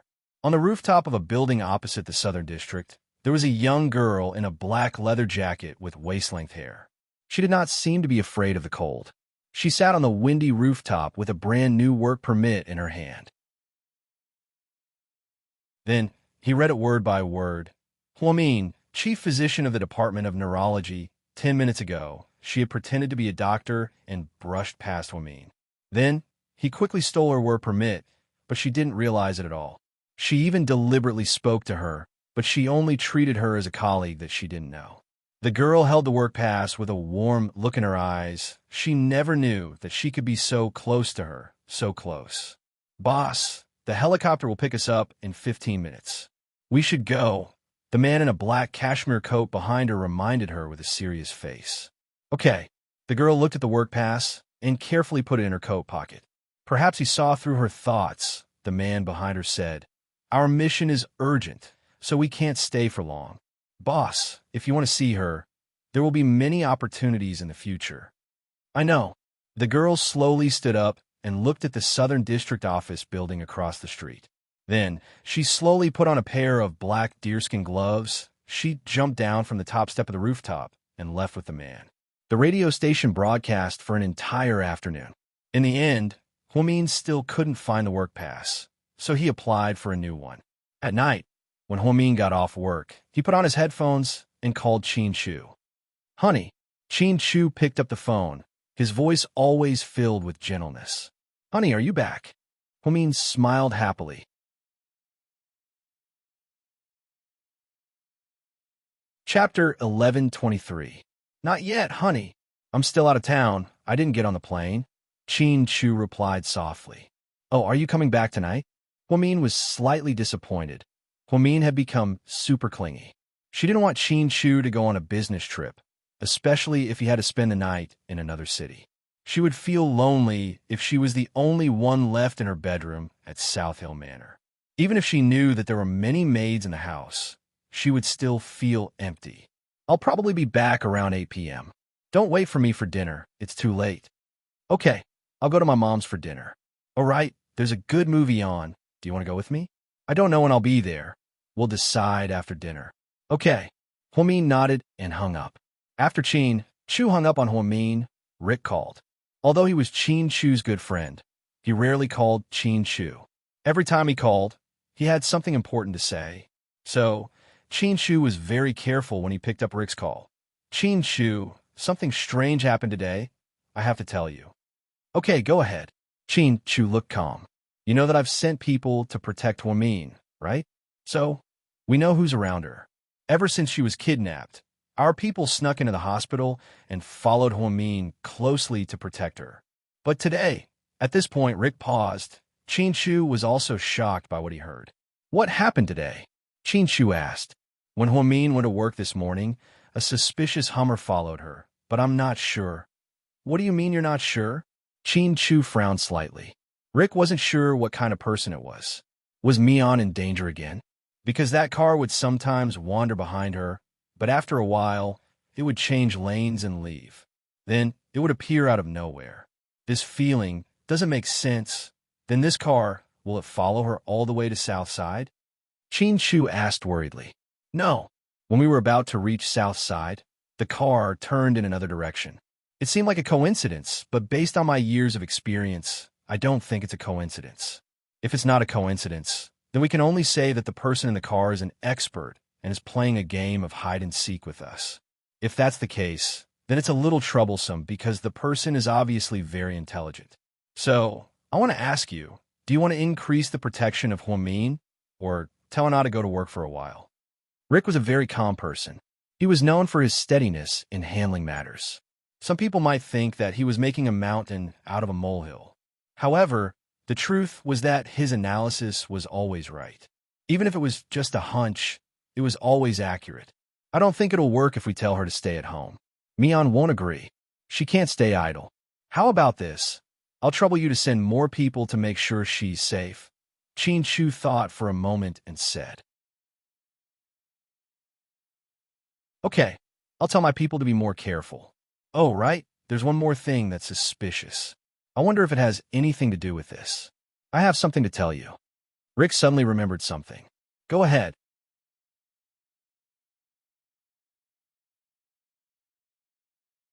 Chapter 1124. You've heard of the Green Tiger Hall, a gang in our city, right? I've heard of them. They're involved in underground casinos and loan sharks, right? Chin Chu knew a little about the gangs in the city. Yeah, they don't have a good reputation, and not many people want to talk to them. I heard that their boss is a Russian who has been giving them money and keeping a bunch of puppets. But this morning, when they were setting off firecrackers in their newly built casino, there was a huge explosion. Many people were injured, and the boss of the Green Tiger Hall, Hong Ji, died on the spot, huh? Why didn't I hear anything about it? Chin Chu was a little surprised. Because the police blocked the news, they didn't want anyone to know. The local news only said that the firecrackers exploded, but according to my investigation, someone planted a super explosive called HKN-5 in their new casino. I think they were set up.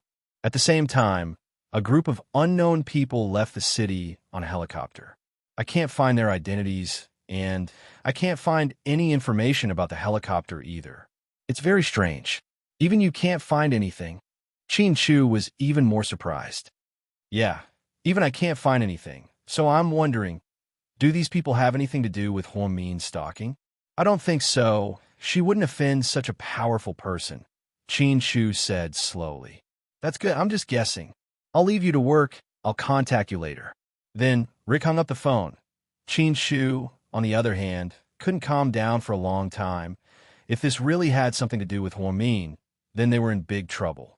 A group of people who could blow up a huge underground casino without anyone knowing, and a group of people who could fly in and out a helicopter without anyone knowing their identities. Even stalking someone could make you feel so unreal. What kind of terrifying existence was this?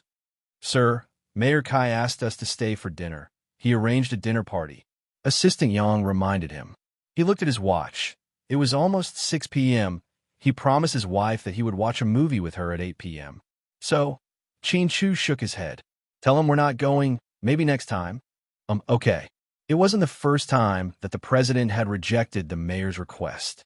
Yang knew that no matter who it was, in his boss's eyes, a young lady was more important.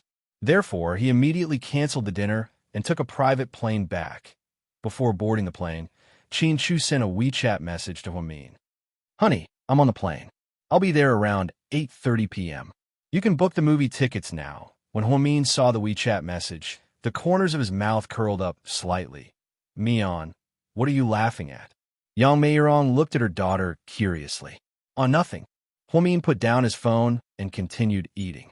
Cousin Huamin, Yang Xiaoping said weakly. Is the food to your liking? Oh, it's good. These dishes were all made by little Ping. Don't be fooled by her young age. She's very capable. When she's at home, she'll help your uncle with everything. Harvesting the crops, harvesting the corn, and even the chickens, ducks, geese, and dogs at home are all taken care of by her.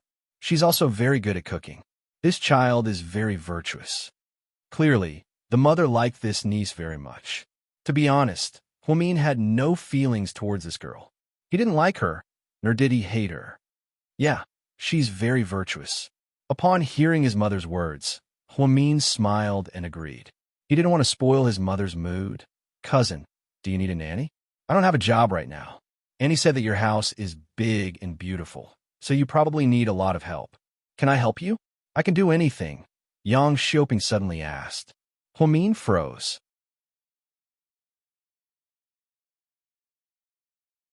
Chapter 1125. My family doesn't need people anymore. Huamin slowly said. The truth was, South Hill Manor was so big that it didn't matter if there was one more person or one less. It would only cost a few thousand yuan a month. However, for Mr. Qin, having 10 or even 100 people wasn't a problem at all. GK's daily income was more than an ordinary person could earn in a lifetime. To Qin Shu, money was just a number, not a savings account. However, Huamin subconsciously didn't like his cousin, so he didn't want to pretend to be a saint and let her work for him. Mian, why don't you give your cousin a job at the hospital or Qin Shu's company? She can't stay here forever. Yang Meirong wouldn't keep her niece for herself. After all, she was her biological niece and couldn't order her around like a nanny. Therefore, she had been thinking about giving her a job. She thought that since her daughter was so capable, it shouldn't be hard for her to find a job. Before Huamin could say anything, Yang Xiaoping said, Mian, I'm a timid person and I don't really like the hospital environment. Why don't you see if there are any vacancies at my cousin-in-law's company and arrange for me to work there? I haven't been to the company in a few days. I'll go check it out later. I can't give you an answer right now, but his company is mostly open for sales and senior management. I don't think you're suitable. You can also be a cleaner, but I don't want you to do that. Then if my cousin-in-law needs someone to clean his office, I can do it for him. The girl's eyes lit up when she talked about Qin Shu. He has a secretary and an assistant in his office. Huamin said vaguely, Don't worry, Mian. Let Xiaoping stay here for now and see what she can do. It's best if you can find her a place to eat and live, or else it'll be inconvenient for her to get to and from work. Mom, the places that provide food and living are mostly in the service industry, like restaurants and hotels. The employees of big companies don't care about where they live. Even if we eat, it's only lunch. Huamin looked at his mother, a little troubled. That's fine, we'll talk about it when we find one. Huamin didn't have much of an appetite either. He got up and wiped the corner of his mouth. Mom, I'm done eating. I'll leave first. You're leaving so soon? Have some more fruits. I'll get Xiaoping to wash an apple for you. No need, I still have something to do. Huamin hugged his mother and acted coquettishly before walking out. Cousin, I'll walk you. Yang Xiaoping volunteered to walk Huamin all the way to the entrance of the neighborhood.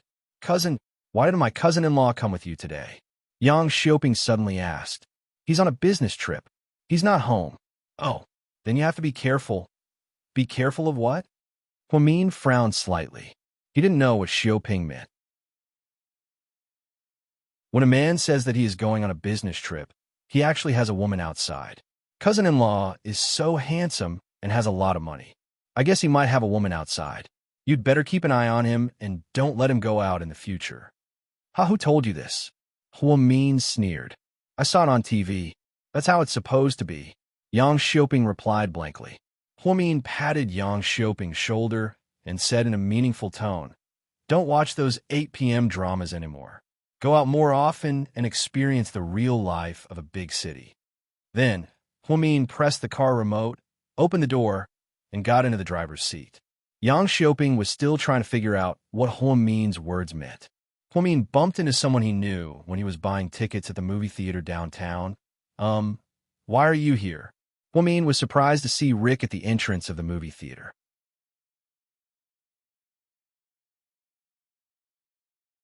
Chapter 1126. Let's watch a movie. Rick was a man of few words. No wonder he was Qin Shu's good friend. They were indeed the same type. It was as if he would die if he said one more word. Huamin looked at the girl behind Rick. It was the girl that Rick looked so nervous the other day at the cocktail party. It seemed like this ice cube was really in love. Oh, you guys go ahead. You're here alone. Rick was surprised to see Huamin come alone. Qin Shu will be here soon. Rick nodded and then said, okay, we'll go in first. Okay. Rick bought tickets for the movie that was about to start, while Huamin bought tickets for the movie that would start half an hour later. Therefore, Rick and the others went in. When they went in, the girl named Cece even smiled at Huamin in a friendly manner.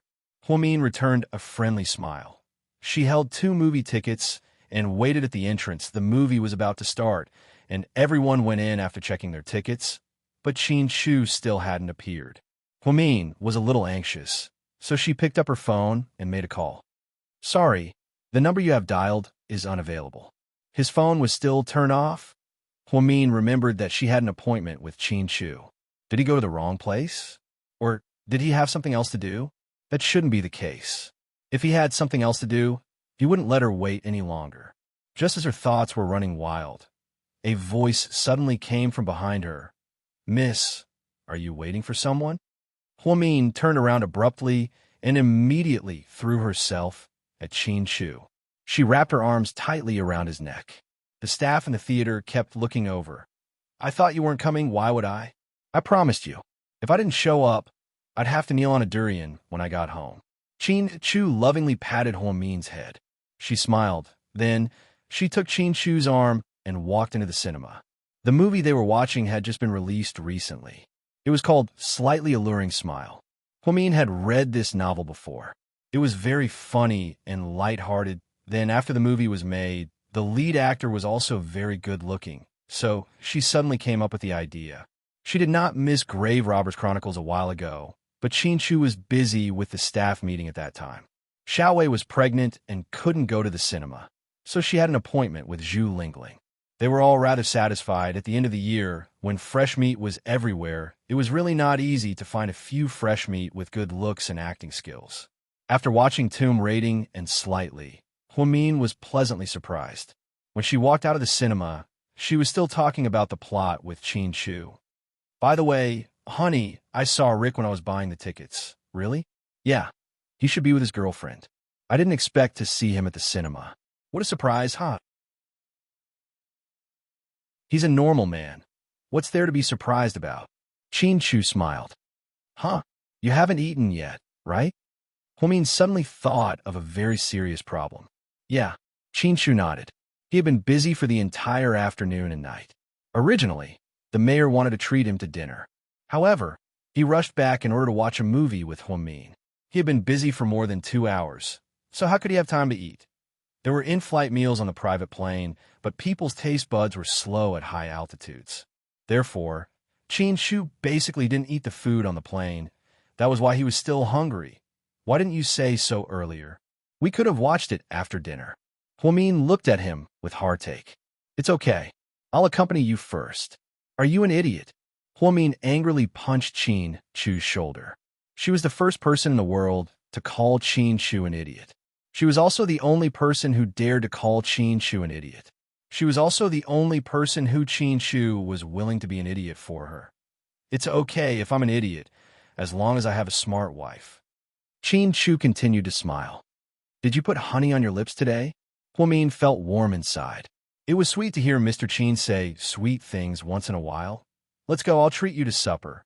Huamin generously pulled Qin Shu towards the food street next to the mall. There was a good Hunan cuisine restaurant there. Although it was a little spicy, it was delicious. Huamin excitedly pulled Qin Shu in, but to her surprise, she saw Su Yu as soon as she walked in. He, Tang Chuan, and a woman she didn't know were sitting at a table near the entrance. It was very eye-catching. Should we go to another restaurant? Huamin was very embarrassed. She could swear that she didn't know Su Yu was here. What a fucking coincidence.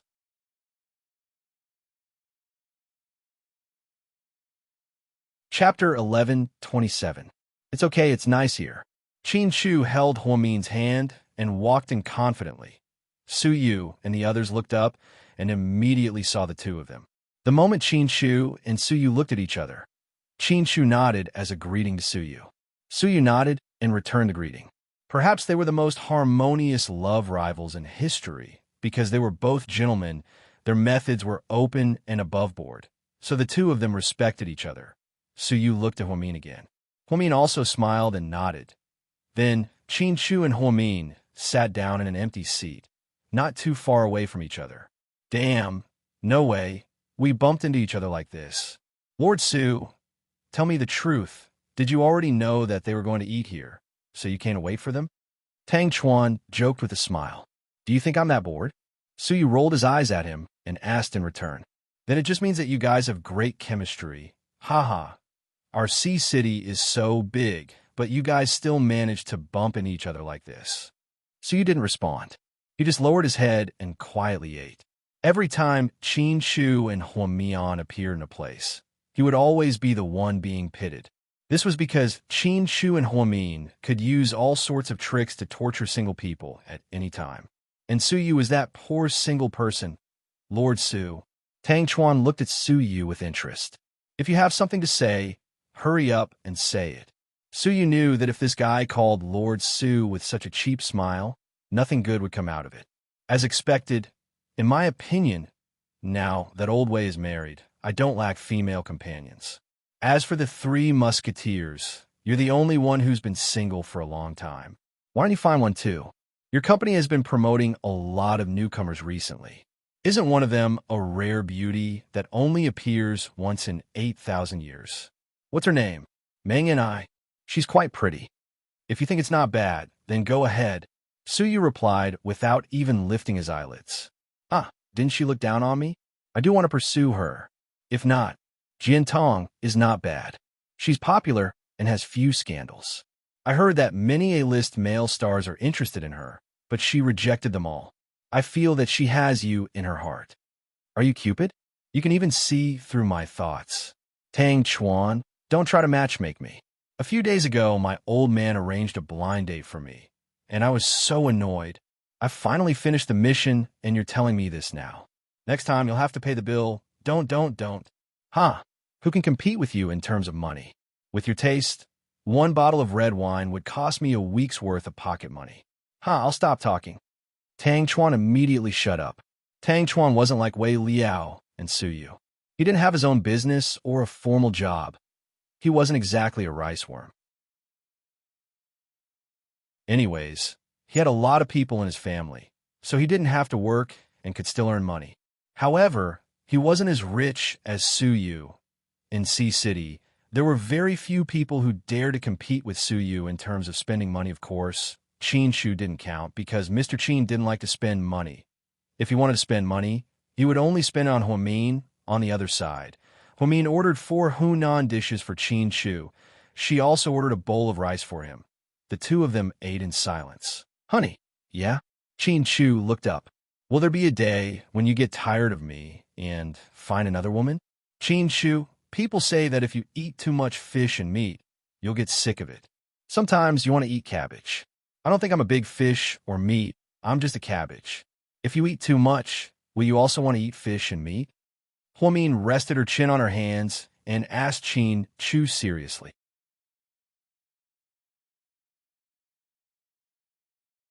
Chapter 1128.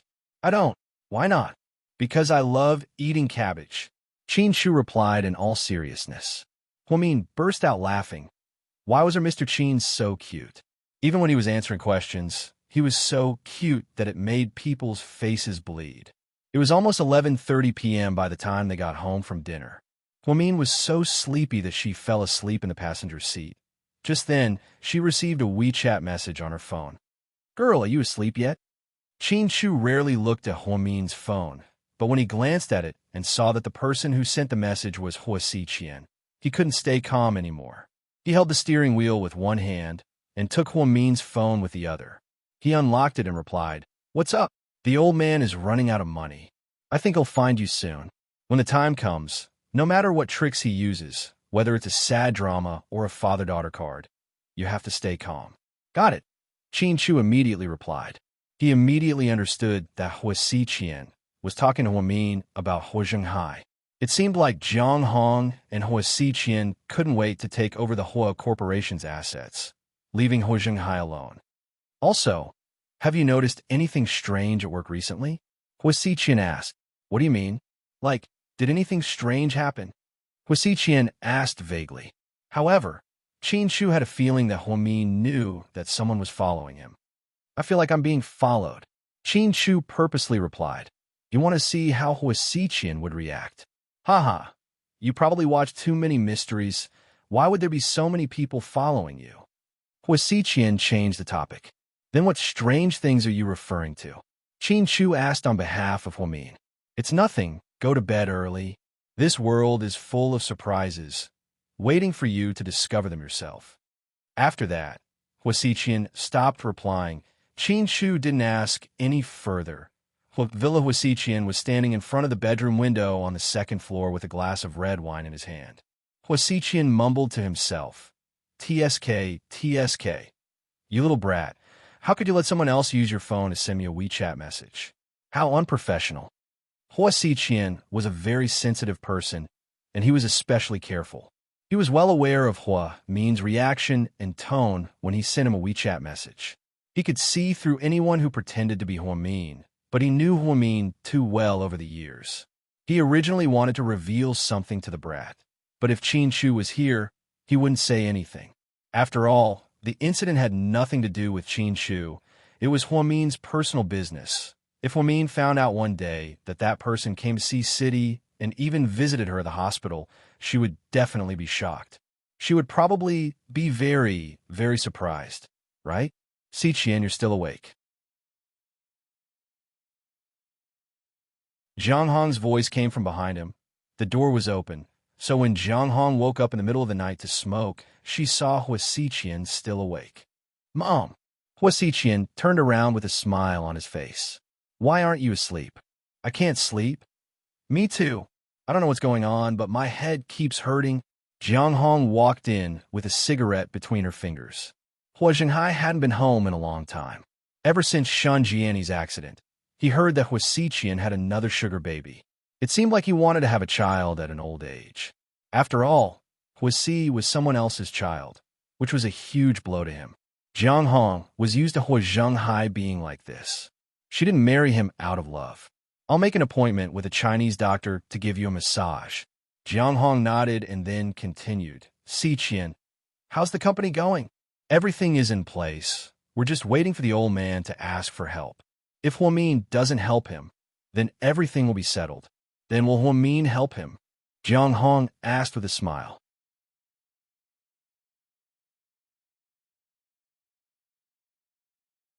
Chapter 1129. What do you think? Hua Xiqian asked back.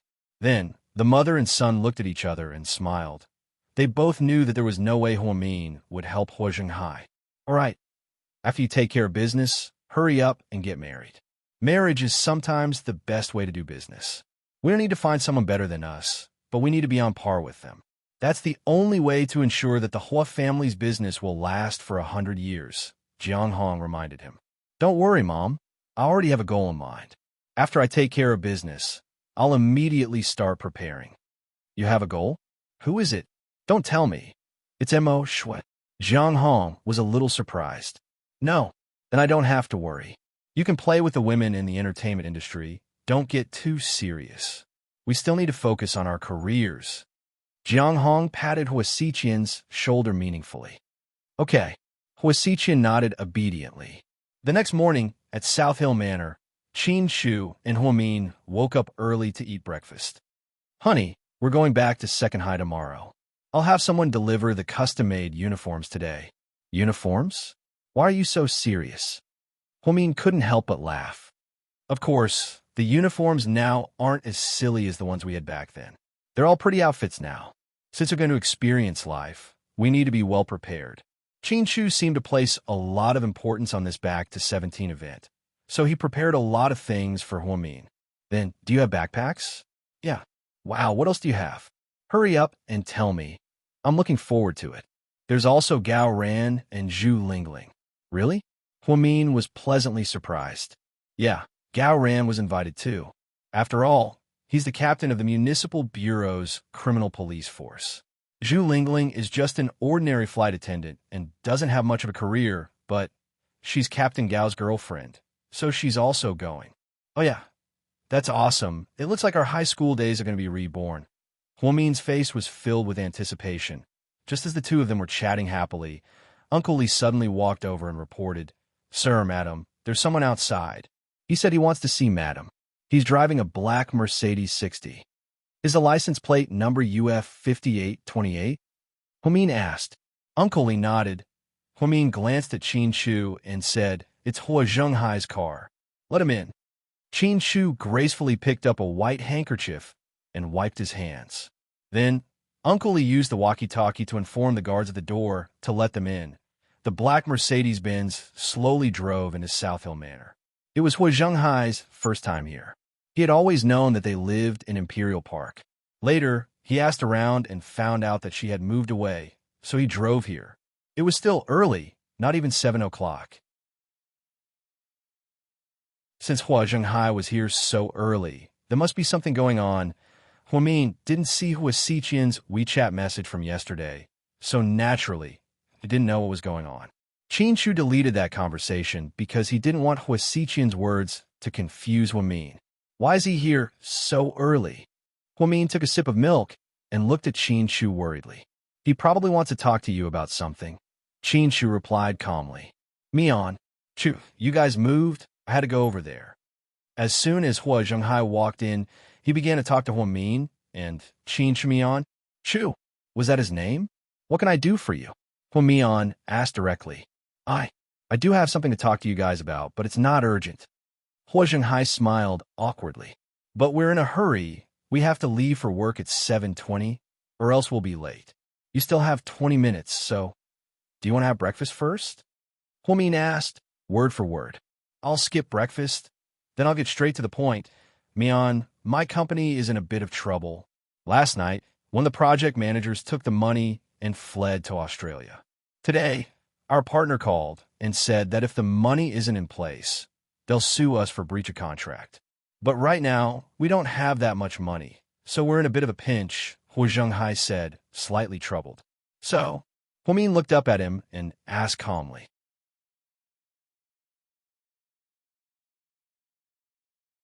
Chapter 1130. So, can you lend me some working capital? As soon as you're in trouble, I'll pay you back immediately.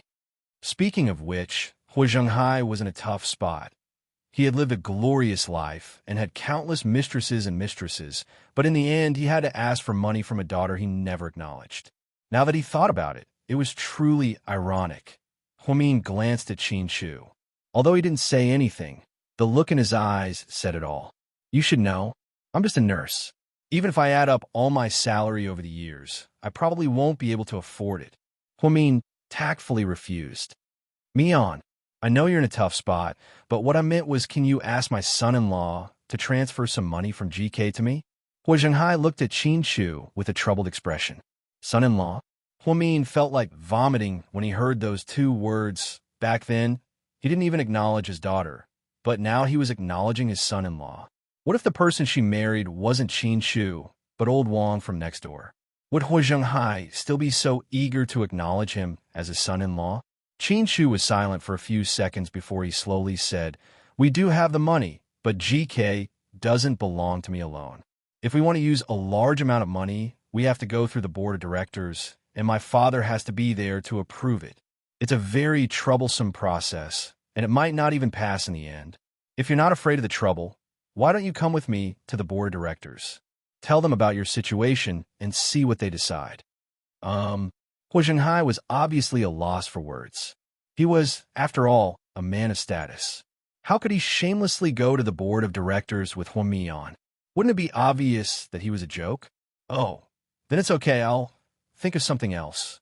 Then, Hua Zhenghai hurriedly left. Honey, good job. Huamin stood up and smiled. Yesterday, Hua Xiqian sent you a WeChat message, but you were asleep, so I didn't tell you. I'll delete it after I tell you.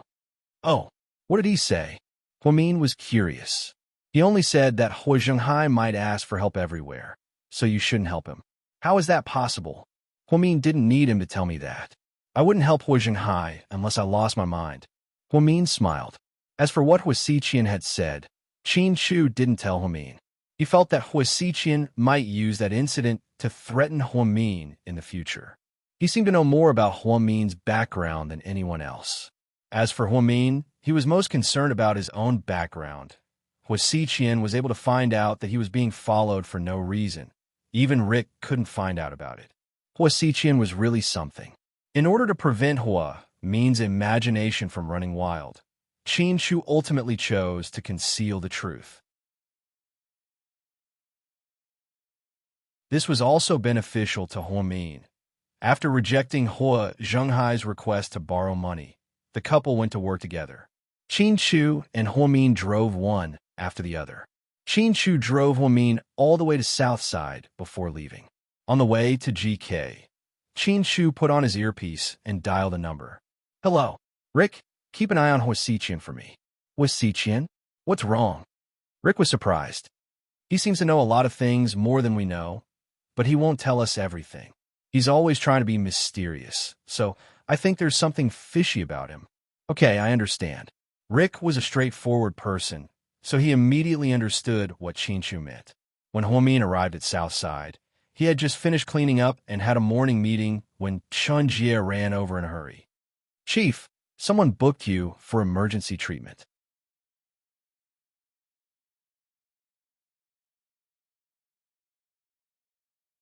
Chapter 1131. This early, Hua Min glanced at his watch. It wasn't even 8:30 a.m. yet. "MHM, normally, your consultation starts in the afternoon, but this patient wants to see your number. Do you want to take it?" Chun Jie asked Hua Min. "Yes, don't let the patient wait for nothing." Ever since Hua Min mysteriously disappeared from the clinic, Chun Jie had been by his side the entire time. 10 minutes later, a haggard woman in her 30s walked into the clinic. She looked delicate and pretty, but her face was slightly pale. "Please take a seat." Hua Min looked up and said to the woman. Then, she picked up the woman's medical record and looked at it. She was surprised.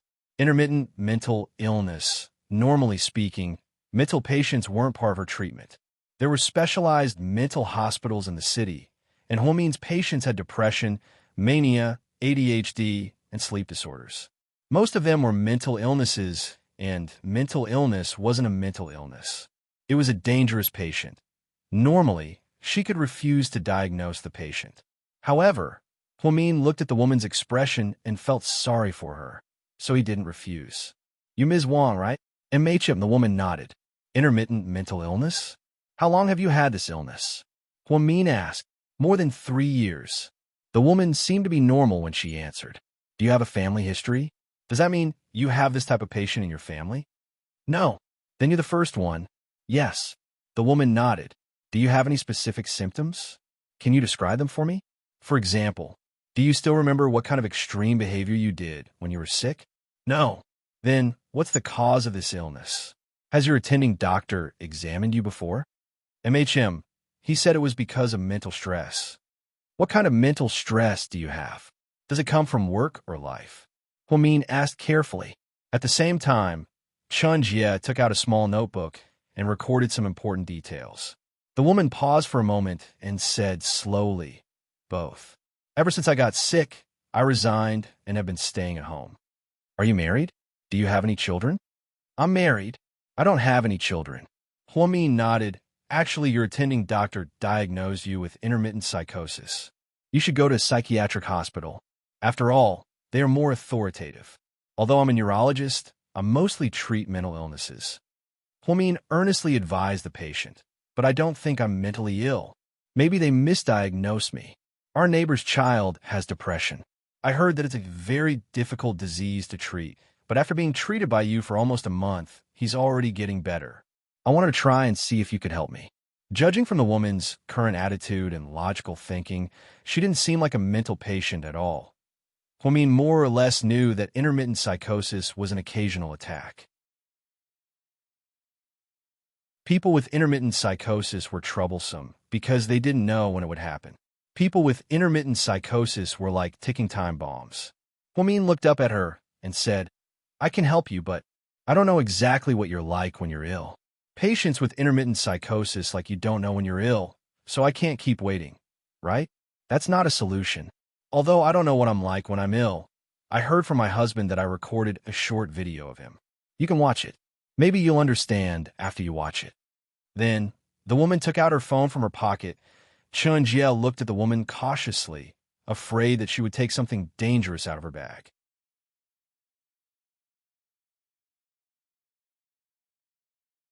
Chapter 1132.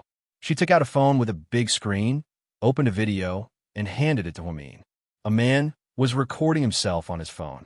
He said, "My wife's condition is like this. When she's sick, she thinks she's a 5-year-old girl, and she even has a name. She calls herself Nancy, and then she does things like a 5-year-old girl. She doesn't remember who she is, and she likes to eat lollipops. When she sees me, she calls me uncle, and she cries. Sometimes, when she's riding a bicycle, she suddenly falls down, saying that she's just a child and doesn't know how to ride a bicycle. This really brings a lot of inconvenience to our lives. My mother once suspected that she was possessed by a ghost. Because my wife accidentally got pregnant due to work, she secretly aborted the baby. Later, when she wanted to have another child, she couldn't. More than a year later, she suddenly became like this. I don't know if that child came to take revenge, but it didn't work." After watching this video, Huamin sucked in a breath of cold air. That's basically what happened. "My husband said that every time I'm sick, I'm like a child, as if I'm possessed by a ghost. It's very scary, but I don't feel anything at all." After watching this video, Huamin slowly placed his phone on the table. "You're indeed not possessed by a ghost. In fact, you're not suffering from intermittent mental illness," Huamin slowly said. "Then what is it?" The woman was obviously stunned for a moment. "If I'm not wrong, your condition should be called dissociative identity disorder. It means that you have two souls living in one body. Your other personality is that of a little girl. If I'm not wrong, you probably felt guilty after the abortion. Later, when you wanted a child, you couldn't. You were anxious, so you created a little girl for yourself and lived in your body. This is actually a type of illusion, but you forced this illusion on yourself." "Yes, that's right. There was a time when I really wanted a baby. I was under a lot of pressure. I drank a lot of Chinese medicine and saw a lot of doctors. I tried a lot of folk methods, but none of them worked. I couldn't sleep. Sometimes, when I fell asleep, I would dream that I was pregnant and gave birth." The woman seemed a little emotional as she grabbed Huamin's hand. Chen Jie immediately rushed over, took her hand away, and pushed her back. "Madam, please calm down, and keep your distance from our director." After all, the patient was a mental patient, so the assistant was very concerned about Huamin's safety. "In your situation, drugs alone won't do. You need to find a good psychologist to hypnotize you, to make you feel better and get rid of the extra personality in your body." "Then what should we do?" "Chief Hua, if you can cure me, money won't be a problem." The woman was pleasantly surprised. "It's not about money. The key is that I don't have that much time to treat you every day, and I can't hypnotize you. I'm not a psychological hypnotist, but I can find someone to help you, but you have to cooperate with us." Okay. I'll do it." After prescribing some sedatives for the patient, the assistant, Chen Jie, sent the patient away. Huamin called Jiang Xiaowei and asked her to introduce a reliable psychological hypnotist to her. If Xiaowei wasn't pregnant, Huamian would definitely be able to do it. However, now that Xiaowei was pregnant, it was impossible for her to come into contact with mental patients. Even when she went out to buy groceries, she needed 4 bodyguards. The Wei family really invested a lot. Apparently, the 2 elders of the Wei family said that if Jiang Xiaowei gave birth to a daughter, they would give her a mansion worth tens of millions of yuan. If she gave birth to a son, they would give her a mansion worth hundreds of millions of yuan. It was obvious how important a son was to a rich family. Although men and women were equal, there had always been a preference for boys over girls. Saturday morning, Qin Shu and Huamin both changed into their school uniforms and drove to Second High. It was the peak time for students to go to school in the morning. Huamin had a ponytail and wore a black miniskirt with black leggings underneath. She wore a high-quality cashmere coat on top of her school uniform. She looked extremely youthful and beautiful. Qin Shu also wore a black cashmere coat for boys. Both of them carried single-shoulder backpacks. In an instant, it was as if they had traveled back in time to 7 years ago. "Hey, which class are you 2 from? If you don't go in, you'll be late. Hurry up, The old man at the door yelled fiercely. Huamin and Qin Chu looked at each other and smiled. Then they ran in together.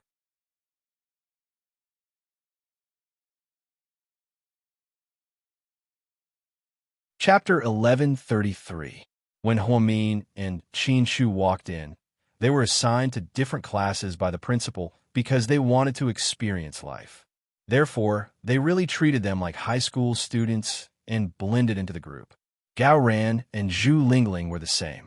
Apparently, there were 10 successful people who came back this time. Other than the 4 of them, 6 other people came back and were assigned to different classes.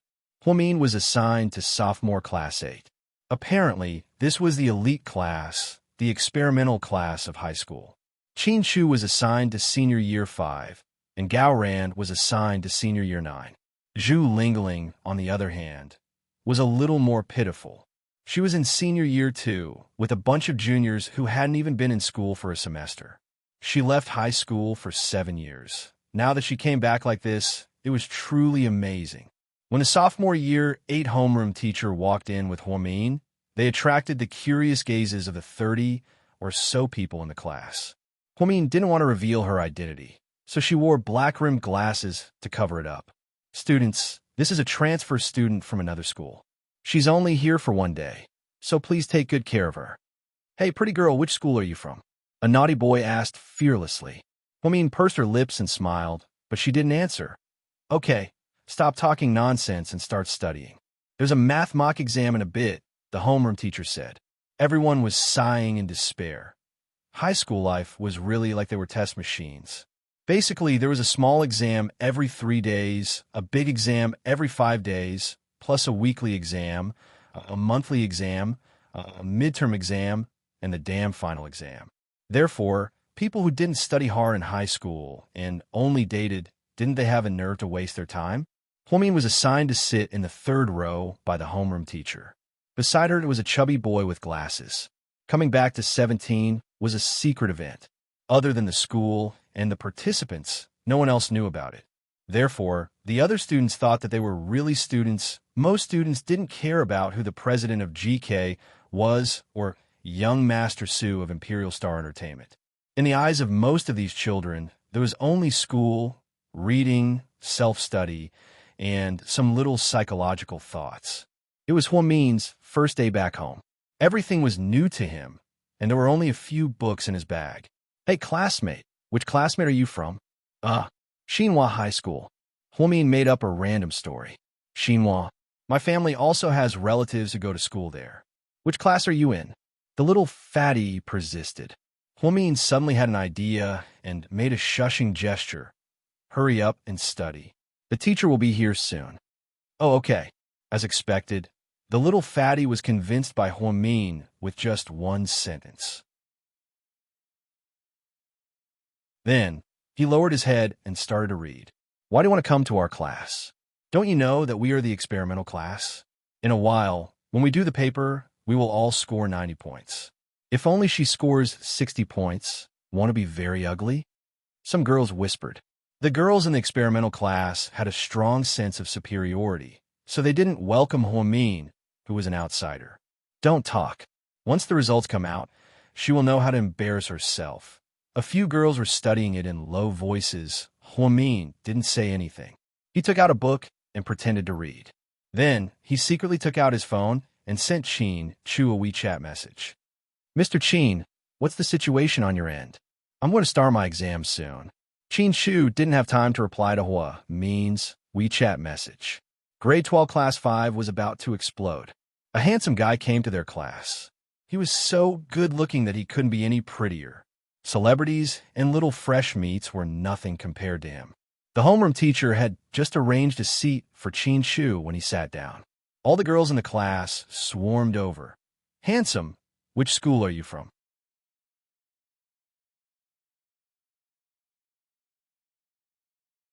Chapter 1134. Handsome, are you really only staying for 1 day? Why is it only 1 day? Stay, our second high is great. Yeah.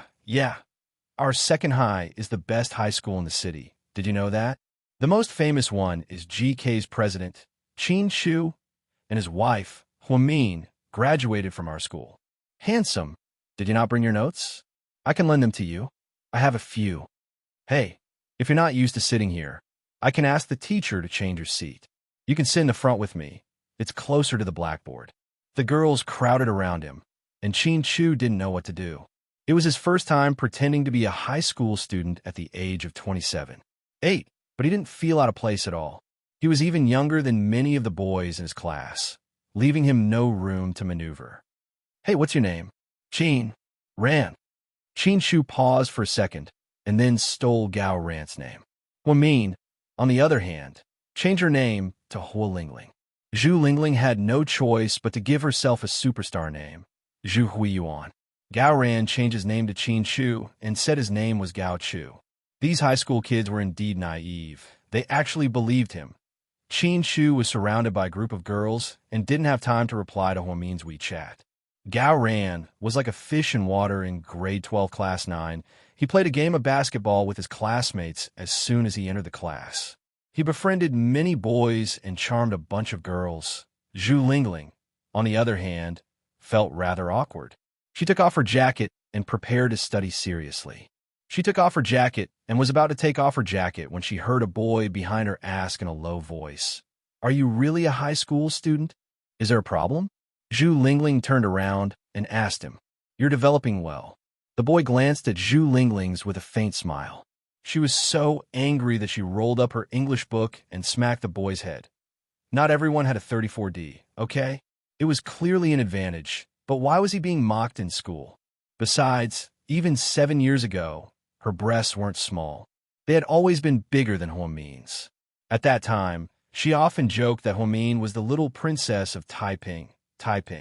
Huamin, on the other hand, respectfully addressed her as Sister Cow.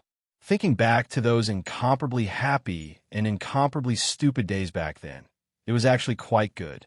If it weren't for this opportunity, perhaps they really wouldn't have been able to regain their youth. Math exams were deadly for many girls. This was because there were very few girls who were good at math. On the other hand, boys were more interested in things like blood transfusions and physics. Girls usually excelled in languages, history, and politics. Huamin's class was not only an experimental class, it was also a science class. Back then, she had also been randomly assigned. She had never thought that she would end up in such an elite class. Fortunately, it was her. If it were Lingling, she would probably have a headache. After a math exam, Huamin felt no pressure at all. Not only did she hand her paper early, but she also went out for a walk. Walking a big circle around the field, it was a great feeling. During lunch break, all the students went to the cafeteria for lunch. In order to pretend that they didn't know each other, they couldn't sit at the same table and had to sit separately. After Huamin got her lunch, she saw Chin-Chu surrounded by a group of girls from afar. "Ah, this is crazy. It wasn't like this back in school," Huamin said sourly. Just then, a boy sat down across from her. "Hi." The boy greeted her. Huamin glanced at him. He seemed to be in the same class as her.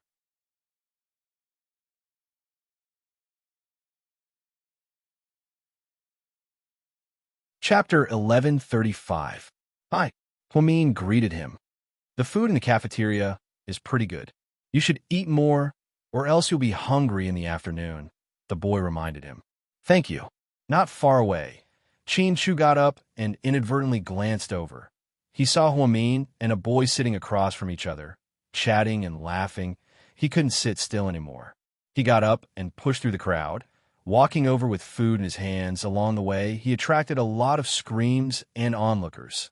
"Can you get up for a second?" Chin-Chu looked at the boy and asked. "Why should I?" The boy seemed very reluctant. "Because I want to eat with her."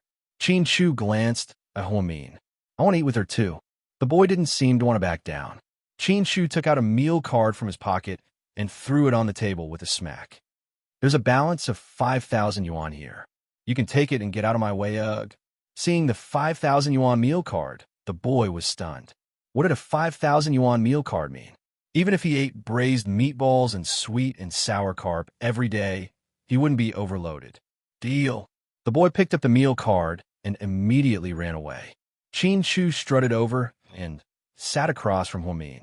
Students these days are so spineless. Huamin smiled and sighed. Then, she looked at Qin Shu and smiled. Hey, rich guy, can you give me one? I can get out of here right away. Honey, don't mess around. Qin Shu was full of love. Shu, lower your voice. Don't let anyone hear you. We're exchange students now, so we don't know each other. Qin Shu couldn't help but smile at Huamin. You're so into character. On the other hand, Zhu Lingling was very popular. Because of her big breasts and pretty face, she successfully became the prettiest girl in class too. She was loved by her juniors. However, when she occasionally stuttered when answering the teacher's questions, she wasn't very good.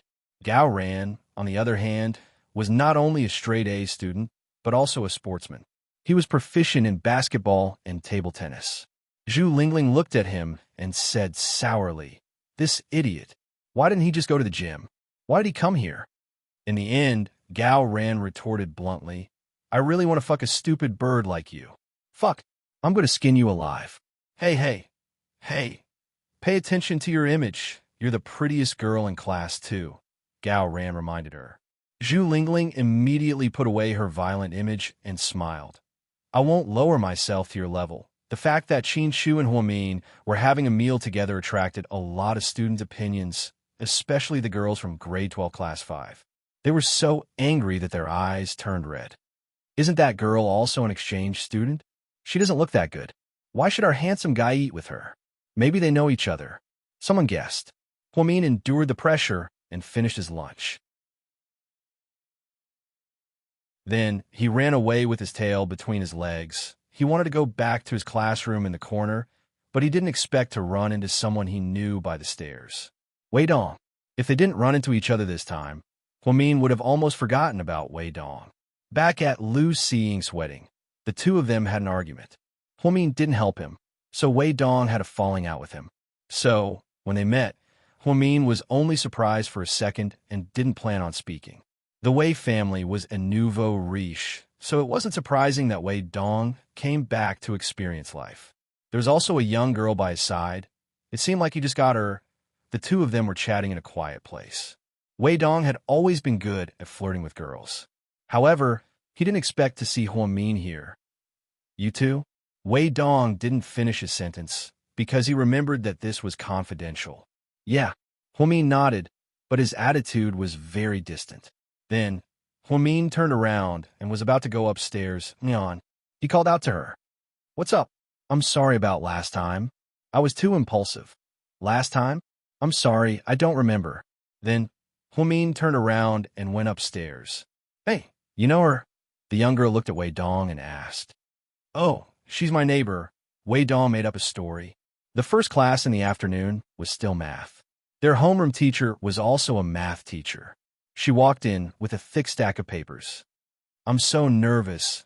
They're about to announce the morning's results, a classmate beside her whispered. Huamin quietly looked at the blackboard. His expression was extremely calm.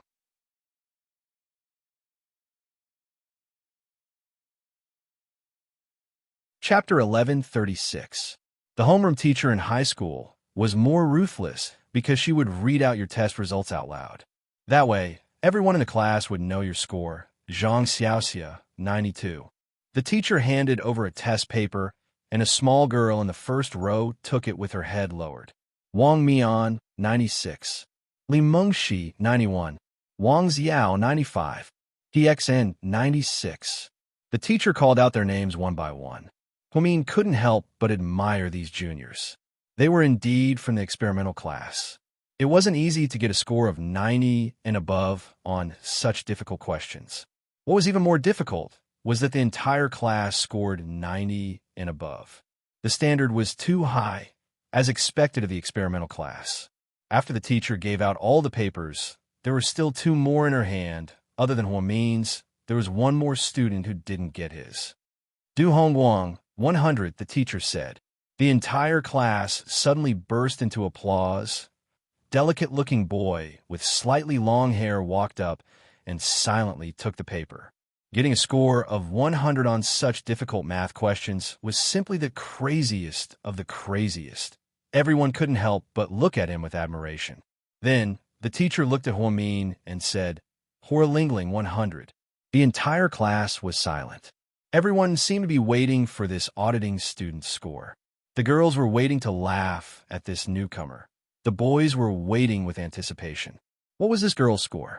In school, there were only two things to be proud of. One was their looks, and the other was their scores. Huolingling 100. After the teacher said that, Huomin stood up to take the test paper as expected. The entire class was shocked. How is that possible? Could it be a mistake? Could it be that our teacher purposely went easy on her? Huh? Do you think she plagiarized Du Hongwang's paper? That's impossible. They're world apart. Unless Sun Wukong has sharp eyes, how else could she copy? Everyone was talking about it one after another. Huomin calmly took the test paper and walked back to her seat. Wow, not bad. The chubby boy sitting next to her gave her a thumbs up. Huomin had never done some of these questions before, but they were not difficult for her. Since she chose to study medicine, it proved that her science grades were quite good. It wasn't surprising that he got 100. The questions I set this time are very difficult. They are beyond your comprehension, especially the last question. I didn't expect two students to get full marks. They are Du Hongwang and Huolingling. Let's give them a round of applause. After the homeroom teacher finished speaking, there was a warm round of applause. After math class, the little fatty came over again and gossiped. Hey, are you really a student from Xinhua? Yeah. Huomin nodded guiltily. But does Xinhua have such a top student? In the entire Sea City, our school is the best. Du Hongwang is a super top student. He's almost inhuman. I always thought that no one could compare to him. How are you so good? It's a shame that you're in Xinhua. You came in my class and saw that our school's environment and teaching are top-notch. Why don't you just transfer here? Don't go back. The chubby boy seemed to have a good impression of Huomin and kept trying to persuade her to transfer schools. Huomin smiled, but didn't say anything. Then she glanced at the boy who also got 100 points. After class, everyone else was playing, but he was still studying. Is he always like that? Huomin asked curiously. Yeah, his family isn't very well off. He used to study in the countryside, but because his grades were so good, our school made an exception and accepted him. They even gave him free tuition and books. I heard that his family is very poor, and he has a few siblings. He's also very frugal with his living expenses. He rarely eats meat and only eats vegetables and potatoes every day. The chubby boy rambled on. However, Huomin's heart ached as she listened to him. Just then, there was a commotion at the door, and many girls surrounded them. At some point, Qin Shu was standing at the door. Please call Huolingling from your class, Qin Shu said calmly to one of the girls at the door. Qin Shu wasn't used to her suddenly changing her name.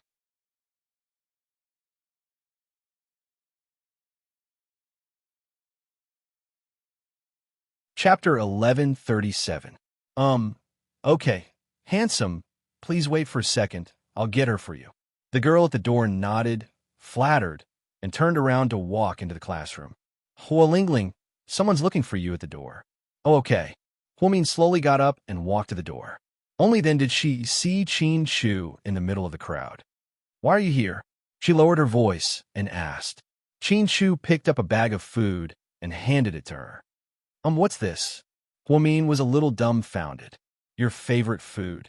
Huomin took the bag of snacks and found that it was filled with her favorite foods. Donuts, lollipops, potato chips, sour plum juice, etc. All of a sudden, it brought back all of her beautiful memories back then. Huomin had a little quirk. She liked to eat carrots. She would buy them, wash them, and eat them raw. Everyone else ate fruits, but she ate carrots. She was even mocked by her classmates for being a rabbit. Back then, even though her family wasn't rich, they weren't thrifty. So, Huomin didn't like carrots to save money. She really liked them. They were crunchy, sweet, and delicious. Sure enough, under the bag, she saw a few carrots that she hadn't seen in a long time. Thank you, Senior Qin. In order not to expose their identities, Qin Shu pretended to be a couple. In front of the other students, Huomin put on a show and bowed deeply to Qin Shu. Her acting was so realistic that she was speechless.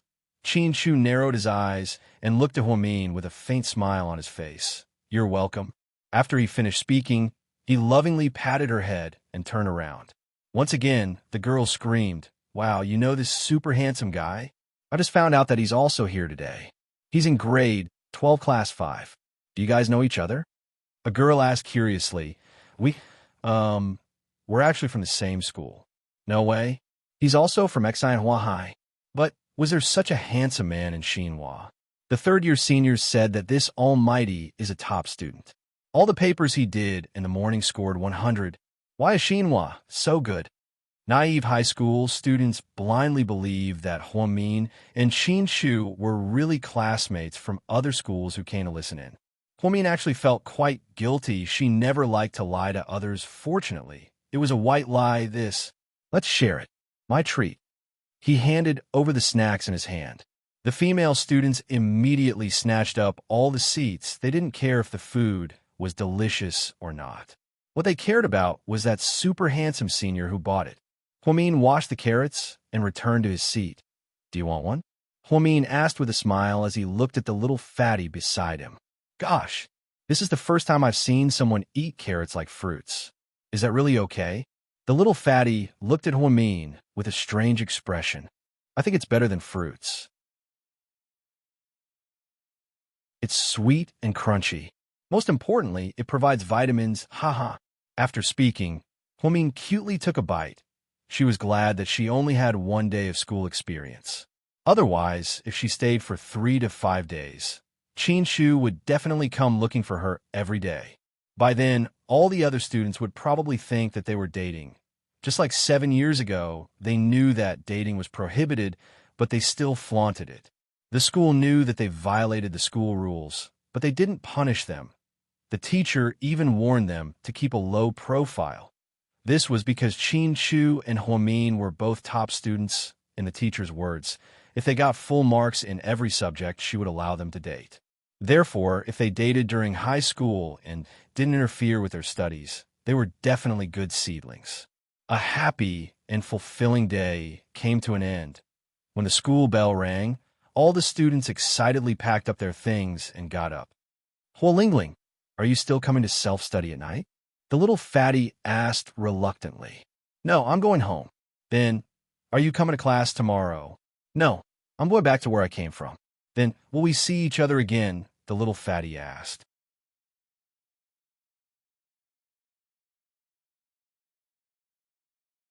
Chapter 1138. Maybe we'll meet again soon. Huamin smiled mysteriously and turned to leave. "Hualingling, this is for you." A boy stuffed a piece of paper into her hand and left. "Hualingling, what's your WeChat ID? I want to add you." A boy with a bright face asked shyly. "I don't have WeChat. I don't use it." Huamin lied guiltily again. "Hualingling, what's your phone number?"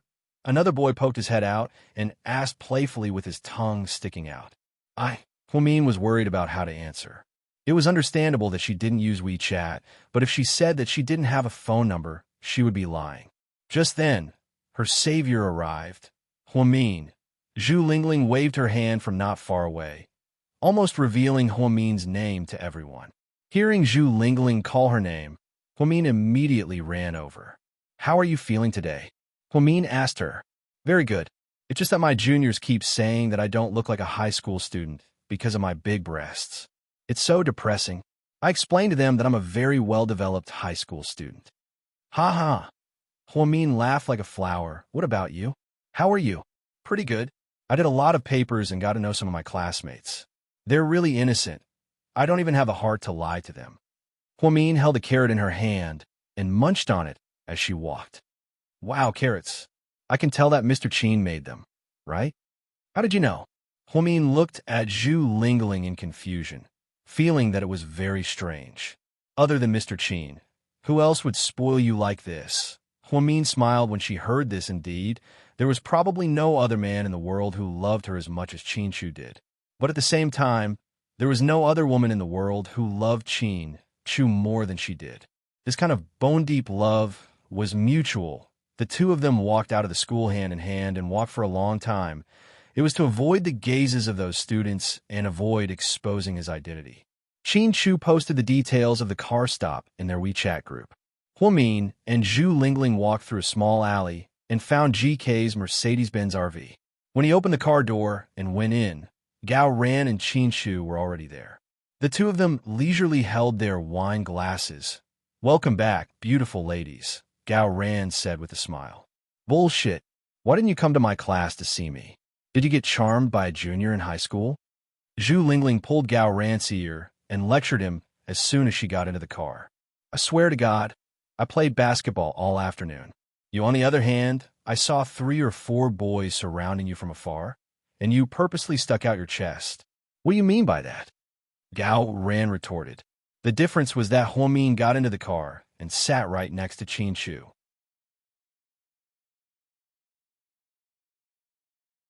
Then, Qin Shu picked up his wine glass and put it next to Huomin's mouth. "Honey, you've worked hard," Qin Shu said dotingly. Huomin took a sip of wine and then leaned on Qin Shu's shoulder. "Damn. Look at them. Look at us." Gao Ran felt like the atmosphere wasn't right. Why did he and Zhu Lingling always have to be rude to each other or get physical? Meanwhile, Qin Shu and Huomin were always entangled with each other, like he was the wind and she was the sand. This didn't feel right. Don't try to change the subject. Tell me, did you do anything with that long-legged girl from the 9th class today? I swear, I'm innocent. Gao Ran covered his head and explained. You two, stop messing around. Let's go eat, I'm starving. Huomin reminded them with a smile. Okay, what's Mr. Qin going to treat us to? He's super rich. He can scam us however he wants. Why don't he treat us to a seafood feast? Gao Ran turned around with a smile. Qin Shu smiled, but didn't say anything. He only said to the driver in front of him, "Let's go." Huomin looked out the window in boredom. Suddenly, she remembered that she received a note when she walked out. So, she took it out of the study room and opened it in front of everyone. Qin Shu glanced at the words on the note and slowly read it for her. "Can we date?" Huomin was immediately embarrassed. She immediately tore up the note and threw it out the window. Then she placed her right hand on her forehead. "So, Lady Qin, can you explain what's going on?" Qin Shu lowered his head and whispered into her ear.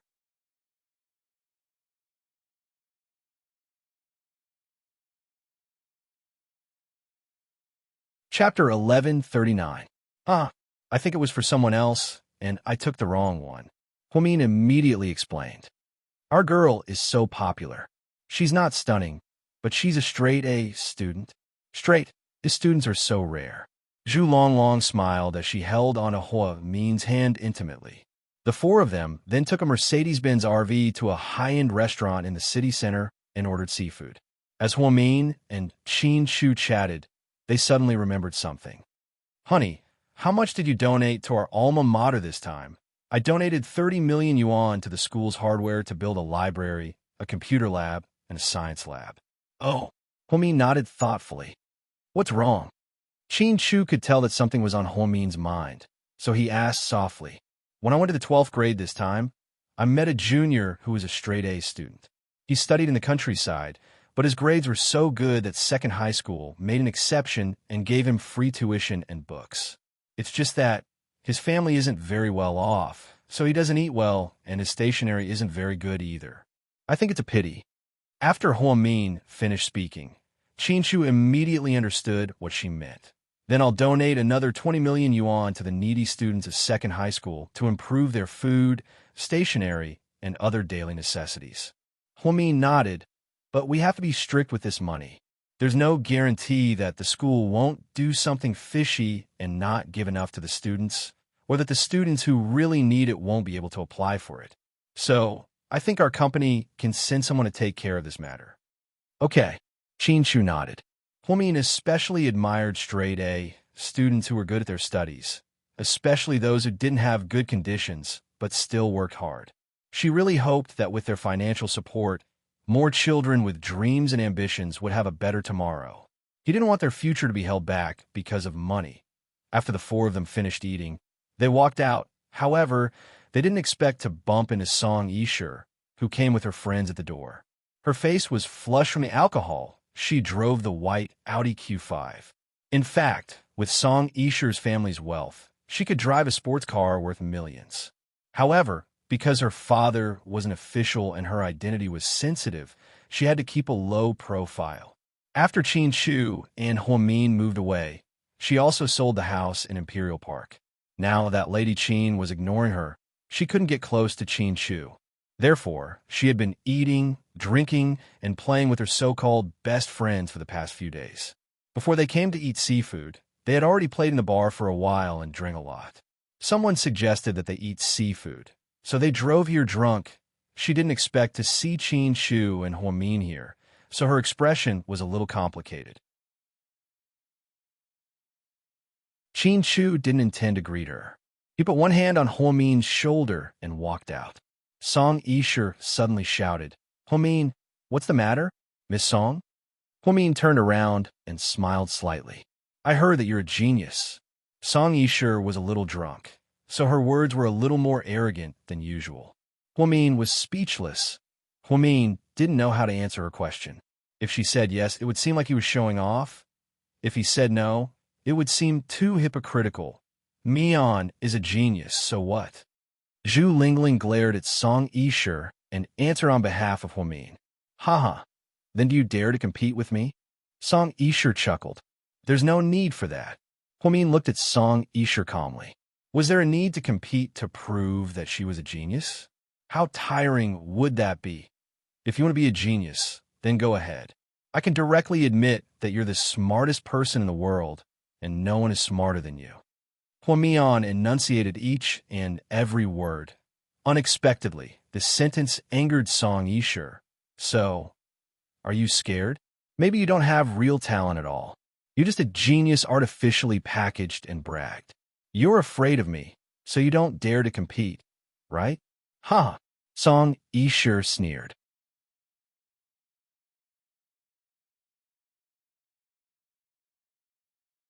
Chapter 1140. You like to dream. I don't blame you. Huamin calmly looked at Song Yisher.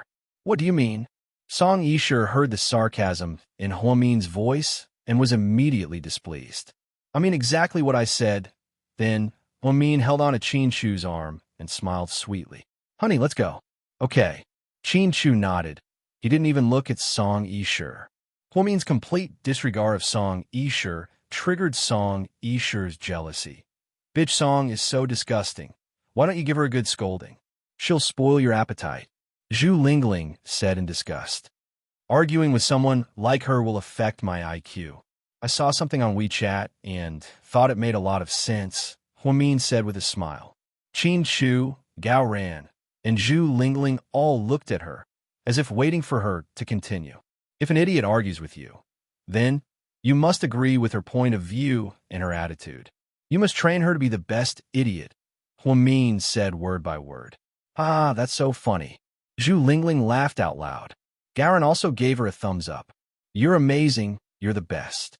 Qin Chu lovingly raised his hand and rubbed her face. "Where did you get all this nonsense from?"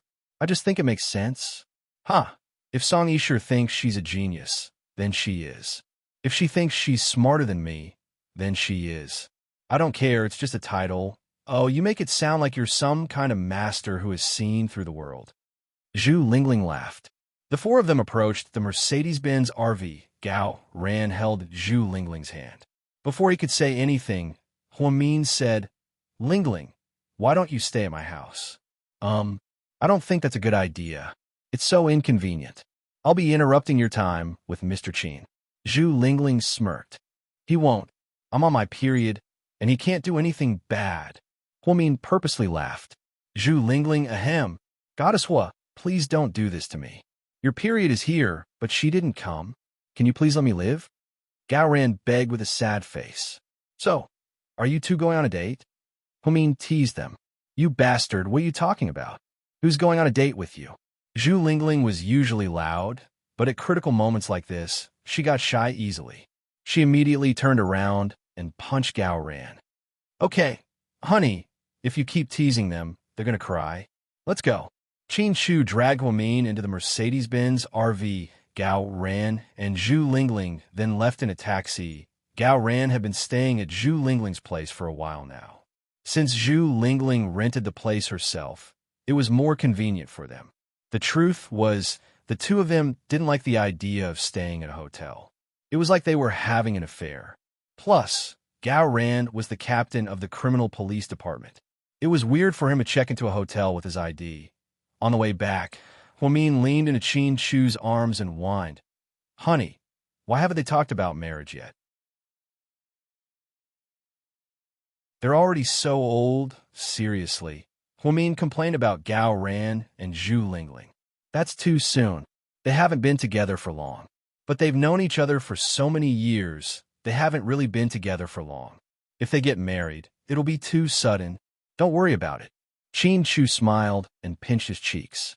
The next day was Sunday, and Huamin didn't rest. Instead, she went straight to work at Southside. On Monday, she asked for leave again. This was because on Monday, she and Qin Shu returned to Second High with a donation of 50 million yuan. This time, they didn't return as students. Instead, they returned as GK's president and his wife. At 8 in the morning, the entire school held a meeting. Thousands of students gathered in the school's auditorium. Huamin and Qin Shu took off their uniforms. Qin Shu wore a black suit, and Huamin wore a white mid-length down jacket. The two walked up to the podium hand in hand. The audience went wild. "Oh my God, isn't that the handsome guy who sat in on our class? Huh? Isn't that the straight student in our class, Hua Lingling?" The students in both classes were confused.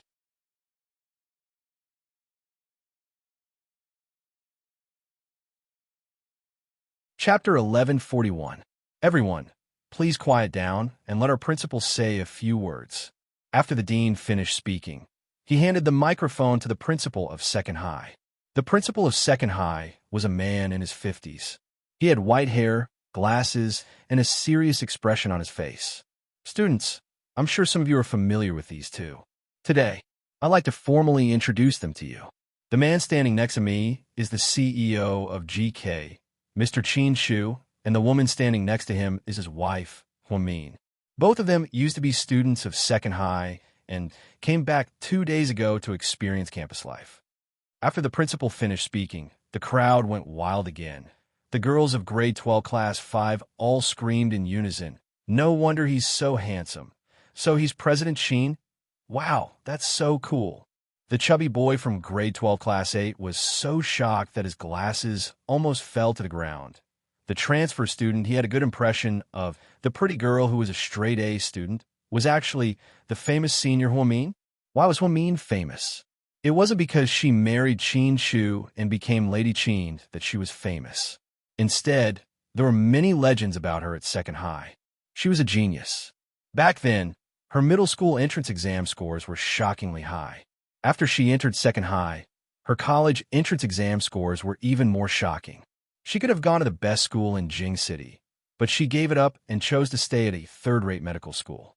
This caused a huge uproar in the city at the time. Apparently, the instructors of Jing City University went to her house several times to persuade her to change her mind, but she refused. Even the former teachers of No. 2 High School had tried to persuade her. Such a legendary figure actually appeared at their school. What was even more amazing was that she used to be in the same class as him. They even sat so close to each other. The chubby boy felt his blood pressure skyrocketing, and he almost fainted. "Wow, no wonder she's so good at the exam. She's a genius," the students of grade 12 class 8 exclaimed. Then, the principal said, "As one of the most successful graduates of our school, President Qin and Lady Qin came back to school to experience the world. They've decided to officially donate 50 million yuan to our school today." 50 million? Oh my God, that's crazy. Oh my God, they're so rich. We don't understand the world of the rich. Then, the principal continued, 30 million yuan will be used as a donation for the library, computer lab, and science lab. The other 20 million yuan will be overseen by the school and GK Corporation's employees. This money will be used as a subsidy for needy students. In the future, students with good grades and poor family backgrounds will receive a fixed monthly allowance, including food and daily necessities.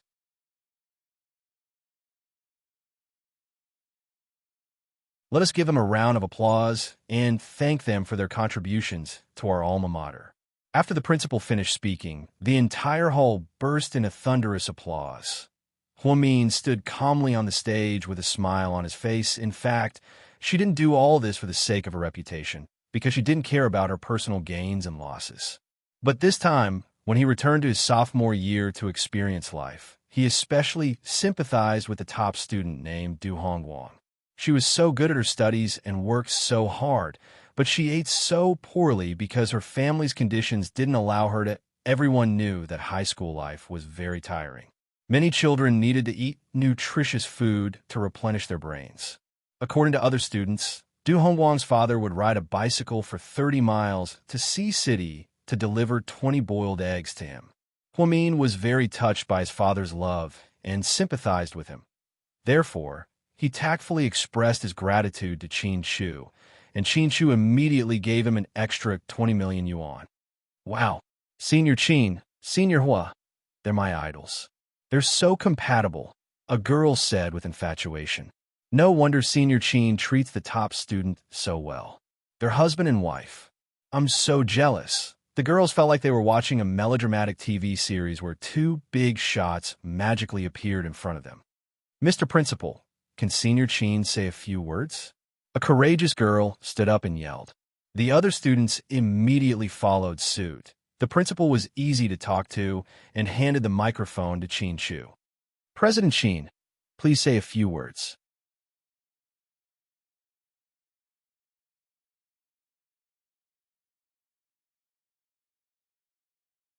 Chapter 1142. Qin Shu wasn't a person who liked to be in the limelight. He didn't want to reveal it. He just wanted to show his face with Huamin. He just wanted to explain that he didn't mean to lie to everyone, so he didn't prepare anything beforehand. However, since the principal handed him the microphone, he couldn't reject it directly. Therefore, he slowly took the microphone, looked around the room, and said, "In my life, I've been in school for more than 10 years, and the most unforgettable experience is my time at Second High. During those 3 years, I met my wife, Huamin, and we experienced the most beautiful love of our youth. Many years later, we were able to get married. It's all thanks to that chance encounter." Huamin was slightly touched. She tilted her head and clapped her hands as she looked at Qin Shu with tears in her eyes. In a person's life, there are two things that are most painful: not being able to have something and losing it. However, I was lucky enough to have something that is most precious to me. This is my fortune and my blessing. You're still young, so you might not understand what I'm saying now. However, when you enter society and meet someone you like, you'll understand everything. I just want to tell you two key words: cherish. After Qin Shu finished speaking, the audience applauded thunderously. Principal, can you tell us what Huamian is doing now? The school has always said that she refused to go abroad and the invitation from Jing University to stay here. Is that true? A girl from the student council couldn't help but stand up and ask. The principal looked at Huamin inquisitively. After getting her approval, he took the microphone and said, "I'm sure many of you are interested in Huamin. She's the one with the highest middle and high school scores in the 100 years since the school was founded. She also surprisingly chose not to go abroad or to Jing University. She's the only one who chose to stay here. I just received her approval, so I'll give you a brief introduction of her life." All the students listened quietly as if they were very interested in this genius girl. After she left Second High, she did stay at a local medical school. She majored in nursing. After the principal said this, the room was in an uproar. She was once the most outstanding genius, but she had actually condescended to choose the nursing profession. After graduating from high school, she successfully entered the first hospital for an internship in the gynecology and obstetrics department. Hearing this, everyone felt that it was a pity. Some people even guessed that she might have been traumatized by her breakup with Qin Shu. At this moment, the principal added, "However, there was once a pregnant woman who suffered from severe bleeding in the middle of the night and went to the first hospital for treatment. The doctor on duty skipped work. With a life at stake, she made a shocking decision. Together with a nurse colleague, the two of them performed a major cesarean section on the pregnant woman. Huamin successfully became the chief surgeon and the anesthesiologist. The operation was extremely successful, and both mother and child were safe and sound. Holy shit, that's too awesome, as expected of a top student.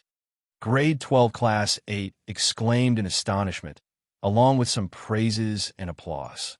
Hwamin bit his lips as he listened to the principal's introduction of his life experience. To be honest, it was her first time experiencing such an occasion, so she was quite nervous.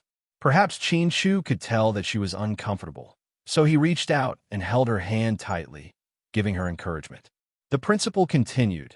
After that incident, an exception was made for her, and she was promoted to an official employee. Later on, she was transferred to Southside Recuperation Center as an orthopedic nurse. After that, she was promoted to head nurse because of her outstanding performance. Later on, the director's family member was involved in a car accident. Faced with such a difficult surgery, none of the doctors were confident that they could succeed. Hwamin went to the hospital in the middle of the night and personally performed the surgery. Once again, a mother and daughter were saved. Everyone exclaimed in shock once again.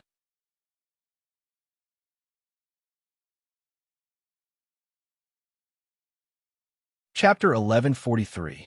No way. She's that amazing? She's not human. She's a god. Some of the boys didn't believe the principal.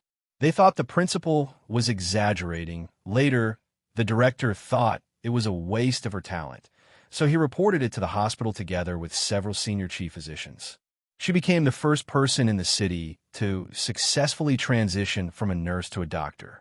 She got full marks in all her subjects and got a doctor's registration certificate. There's also a small interlude here. She successfully completed the human anatomy experiment that wasn't part of her exam. She even did it perfectly in the shortest time possible. The audience gasped again. What's even more amazing is that after she got her certificate, many departments in the hospital fought to hire her. She's proficient in 5 specialties: obstetrics, gynecology, ophthalmology, neurology, and orthopedics. Holy shit! Is she even human? The audience gasped again now.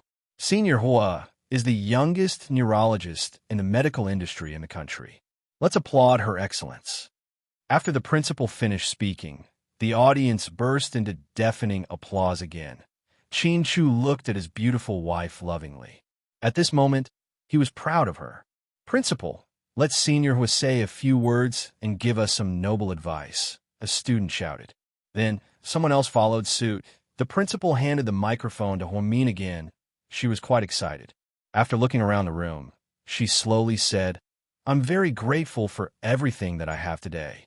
We can't take everything that we have for granted. A lot of it was given to us by the heavens, and a lot of it was earned through our own hard work. I've never admitted that I'm a genius.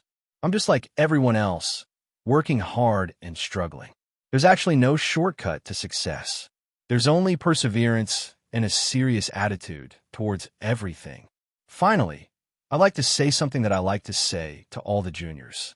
Everyone held their breaths as they waited for her to say this. She said, there's no such thing as reaching the heavens in one step. Only a foolish old man can move a mountain. 3 seconds later, the audience burst into thunderous applause again. Tiske, tisk. No wonder she's a straight-A student. Look at her humble attitude and her words. At this moment, the chubby boy was treating Hwamin as his idol. She was perfect. At this moment, a boy in the crowd suddenly shouted, Senior Hua, I love you. It's too late for you to love her. Your senior sister is already taken. The principal replied jokingly. Hwamin and Chin-Shu looked at each other and smiled at noon. The principal kept asking them to stay for lunch. However, Hwamin and Chin-Shu were too busy, especially Chin-Shu, who had tons of things to deal with at GK. After that, the two of them did not eat. Instead, they drove straight out of the school. Honey, do you think it's a good idea for us to be so high-profile? Hwamin asked with a smile.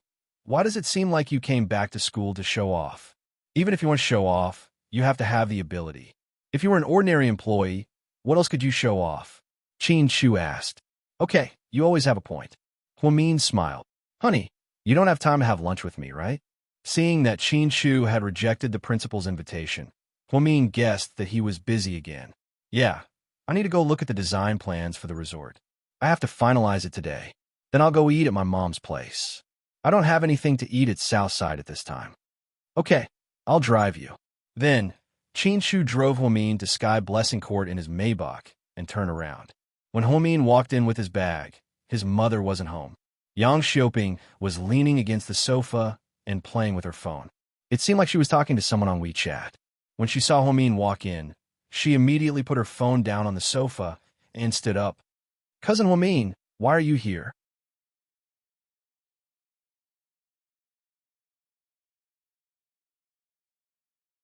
Chapter 1144. Yeah, where's my mom? Oh. Annie went out to meet up with a friend. Oh. Huamin nodded. Then, do you have anything to eat at home? Huamin had been busy all morning and was quite hungry. There's nothing at home. I can order takeout for you. Here's the phone number, Yang Xiaoping said as she picked up a food delivery card. It's okay, I'll be going now. Huamin actually didn't like takeout and preferred to cook for herself when she had time. Of course, she had eaten her mom's cooking since she was a kid. However, cousin Yang Xiaoping kept up with the times. She even knew how to order food. Didn't her mom say that she was very virtuous? Was she super good at cooking? Cousin Yang, did you come alone? Yang Xiaoping asked as she followed Huamin out of the house. Yeah, is my cousin-in-law busy? Isn't that company really beautiful? I really want to see it when I have time, Yang Xiaoping mumbled quietly. Yeah, he's very busy. Huamin didn't say anything else as she turned around and left the house. Huamin found it quite interesting that Yang Xiaoping kept asking about Qin Shu. She was young, but she was quite ambitious. She had her eyes set on Qin Shu. Huamin smiled and didn't say anything. Then, she hailed a taxi. After she got into the car, she took out her WeChat. Slightly, are you there? Sir, let's keep going. I'll decide where to go in a bit and let you know, Huamin said to the driver. Okay. The driver nodded. Jiang Xiaowei immediately replied, Yeah, I'm here. At home. Or, at home. I'm so bored. Do you want to come and see me? Jiang Xiaowei asked jokingly. Yeah, I want to see you. Can you take care of my meals? I'm so hungry. I haven't had lunch yet. Huamin smiled. Really? Jiang Xiaowei was ecstatic. Yes. Come on, you're so welcome. I'll get the kitchen to prepare some delicious food. Haha. Jiang Xiaowei was very excited when she heard that Huamin was coming to her house. Ever since she stopped working and stayed at home to take care of her pregnancy, she had been extremely bored. Huamin took a taxi directly to the villa area where Jiang Xiaowei and Wei Liao lived. This was also a well-known wealthy district in the city. The Wei family had never lacked money. Whether it was the decoration, the location, or the house type, it was the best. I heard that even Xiaowei's white Lexus has been replaced. Although it was still a brand, it had gone from a $400,000 Lexus to a $2 million Lexus. He was simply a tycoon among tycoons. When Huamin arrived, he bought a lot of high-end fruits for Jiang Xiaowei. Holding a fruit basket in each hand, his strength was unparalleled. Fuck, are you kidding me? Are you Hercules? Why did you have to buy such a vulgar flower basket? Jiang Xiaowei exclaimed. I'm giving you food, so just eat it. Why are you talking so much nonsense? Huamin placed the fruit basket on the coffee table in the living room with a bang.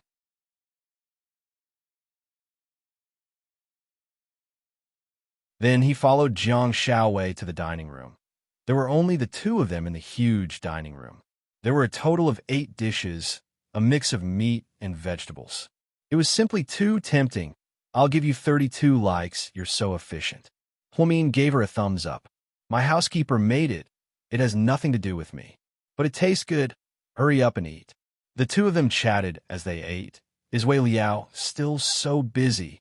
Busy my ass, he's so free every day. Sometimes he comes home at 3 p.m., even earlier than elementary school students, Jiang Xiaowei complained. Huamin couldn't stop chuckling.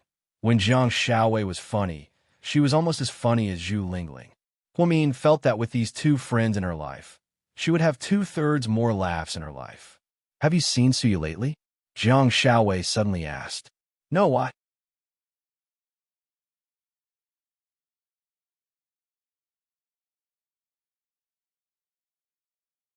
Chapter 1145. The Su family is really anxious about Su Yu's marriage. They've been arranging blind dates for him. Even Wei Liao said that he's sick of seeing so many women. maybe the Su family is just being nice. Huomin never commented on Su Yu's affairs. After all, his identity was a bit sensitive. I think that even if he went on blind dates 100 times, it still wouldn't work. It's useless if the person he's going on blind dates with looks like Chang'e. Why you say that? Huomin raised his head and looked at Jiang Shaowei in confusion. Because Su Yu still has you in his heart. Jiang Shaowei's words hit the nail on the head. Huomin felt a bit awkward. Let's eat. I'm starving. Huomin changed the topic and didn't continue discussing it with Jiang Shaowei. While eating, Huomin didn't forget to take pictures and show off. Then, he posted them on his WeChat friend circle, freeloading at Dr. Zhang's house, yay. The 9 pictures below were all of the dishes. In order to make up the 9 pictures, Huomin even gave a picture of the rice. You have OCD, seriously, Jiang Shaowei complained. Huomin smiled, but didn't say anything. Sis, you're so lucky. You can eat so much Chinese food. Jixin, who was overseas, immediately liked and commented. When you come back, I'll take you to eat Chinese food every day. You can eat as much as you want, Huomin replied. That's great. I love you so much. Jixin smiled. Damn, you heartless guy. You didn't even wake me up for dinner. You're so heartless. Zhu Lingling immediately complained. You had 300 rounds with Captain Gao last night. Of course I wouldn't wake you up. You probably won't wake up until sunset, right? Damn, you're so perverted. 300 rounds? How can you say that? Goddess Hua is no longer the pure girl in my heart. Humph. Zhu Lingling laughed. You're thinking too much. What I meant was, you guys played poker all night. What else did you guys do that we don't know about? Huomin purposely asked. Huomin, come here. I promise I won't beat you to death. Realizing that she had been played, Zhu Lingling was furious and started bickering with Huomin. After Huomin and Jiang Shaowei had lunch, the maid washed a lot of fruits. The two of them were basking in the sun on the top floor of the villa in the middle of winter, blowing on the heater. It was really beautiful. Jiang Shaowei was reluctant to see Huomin leave. Girl, when are you coming to visit me? Fine, fine, fine. Don't make it sound like you're visiting me in prison. You're pregnant, not a prisoner. If you miss me, you can come find me anytime. Haha, you're welcome to harass me. Okay, I'll come find you at South Side tomorrow. Okay, I'll treat you to lunch in the cafeteria. After the two reluctantly said goodbye, Huomin took a taxi back to South Hill Manor. Huomin didn't get much rest over the past few days, so she slept through the afternoon. When she woke up, it was already 5 o'clock. Then, she realized that she had 3 missed calls on her phone. They were from a landline in the city. While she was in a daze, another call came in. It was from the same landline. Hello. Hello. Is this Miss Huomin? An unfamiliar female voice asked. That's me. Huomin nodded. Hello, Miss Huomin. I'm Wang Shui, the director of the TV station. Hello, how can I help you? Huomin frowned slightly. She didn't remember knowing this person.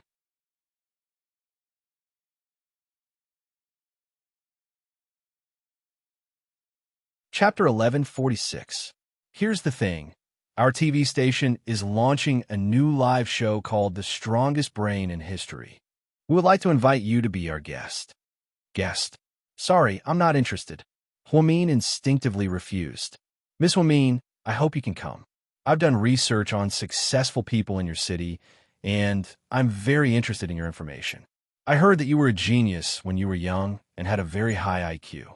This time, our show, The Strongest Brain in History, matches your characteristics very well, so we really hope you can come. The pay is also very generous. I don't need money. Huomin smiled faintly. I know, but if you can win out of the 12 challengers tonight, our TV station will give you a 1,000,000 yuan prize. This money will be used to help the poor children in our neighborhood. Don't you want to do charity? As expected, upon hearing this, Huomin fell silent. She didn't want to be on TV, especially live. However, if she could help more people, then it was a different story. Can I think about it? I'm sorry, Ms. Hua, but we're going live tomorrow night, so I really don't have time to think about it. If you want to come, then you have to decide now, or else we'll have to find someone else. If I don't go and someone else does, then the prize money will be donated to the poor children, right? Yes, but it's a different story. You're worth 1 million yuan, but if we find someone else, we'll probably give you 100,000 yuan at most. You're a young lady of GK, and you're also a chief physician at Southside, so you're worth a lot. The director patiently explained. I see. Then what time does it start tomorrow night? Humin asked. It starts at 8 p.m., about an hour and a half. Just this once? Humin asked cautiously. Recently, a lot of popular shows aired on a weekly basis from Season 1 to Season 2. Humin really didn't have that much time. Yes, just one day. Okay then, I'll agree. Thank you. I hope you can come to the TV station at 7 p.m. sharp tomorrow night. Find me. We'll do our makeup first and then start the live broadcast. All right. Huamin calculated the time. He would get off work at 5:30. After a simple meal, he would be done by 7. Wouldn't it be great if he could really get a 1 million yuan stipend? On the other end, after the director hung up the phone, he looked at the woman opposite him attentively. Miss Song, it's done. Did she agree? Song Yishur asked casually while trimming her long nails with a nail clipper. Yes, he said he'll be here on time tomorrow night. Oomph. Then tomorrow night will be the important moment when the mask of this genius is torn off. Miss Song, if Huamin is really that good, what should we do? Wouldn't we be shooting ourselves in the foot? Before the director could finish speaking, Song Yishur impatiently threw the nail clipper on the table. Are you an idiot? Those questions were set by our people, so I definitely saw the answers first. How could we lose? No matter how good she is, there's no way she's faster than me. Plus, she studied medicine, so tomorrow night we'll ask about everything from astronomy to geography. There's no way she'll know everything, so we'll just ask the weird ones. Yes, Miss Song is so smart. Then tomorrow night, I'll appear as the finale guest tomorrow night. I'll definitely erase her title as a genius. Song Yishur sneered.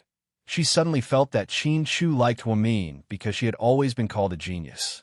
If she fell off the altar tomorrow night and was no longer a genius, then people would laugh at her. If she did that, people would laugh at her, and Qin Chu wouldn't like her as much. Meanwhile, Huamin was eating dinner by herself. As she ate, she thought about what kind of show the strongest brain in history was. Why would they spend 1 million yuan to invite her to appear for an hour and a half? Even the best actors and actresses didn't pay that much. Was there something fishy going on?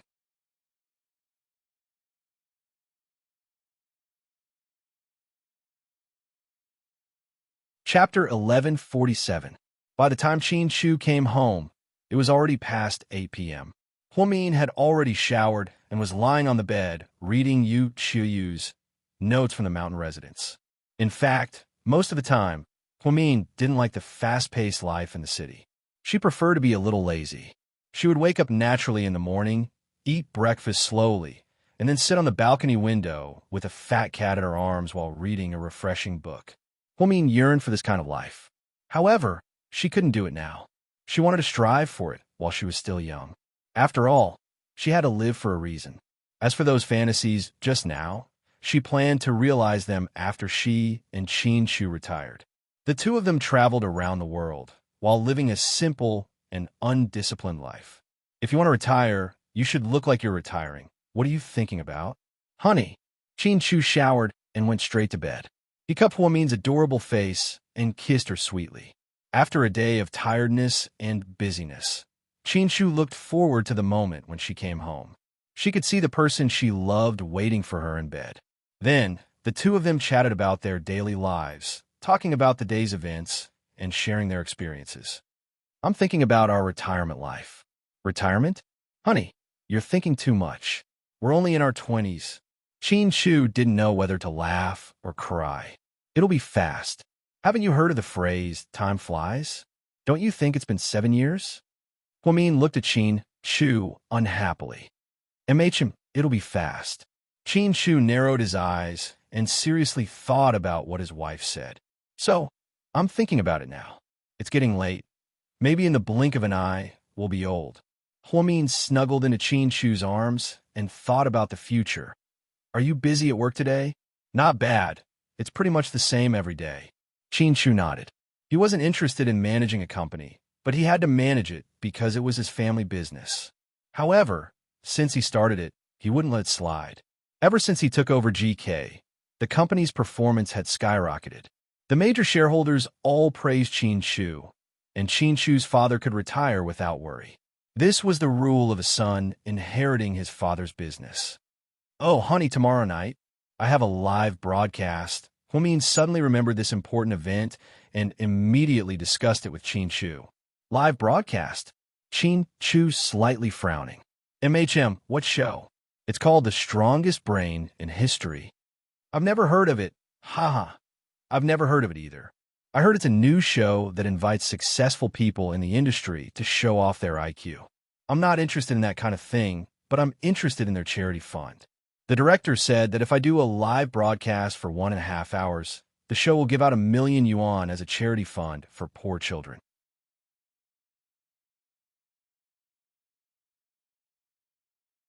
If I can help those children by doing a live broadcast, why not? I see. Okay, it's up to you.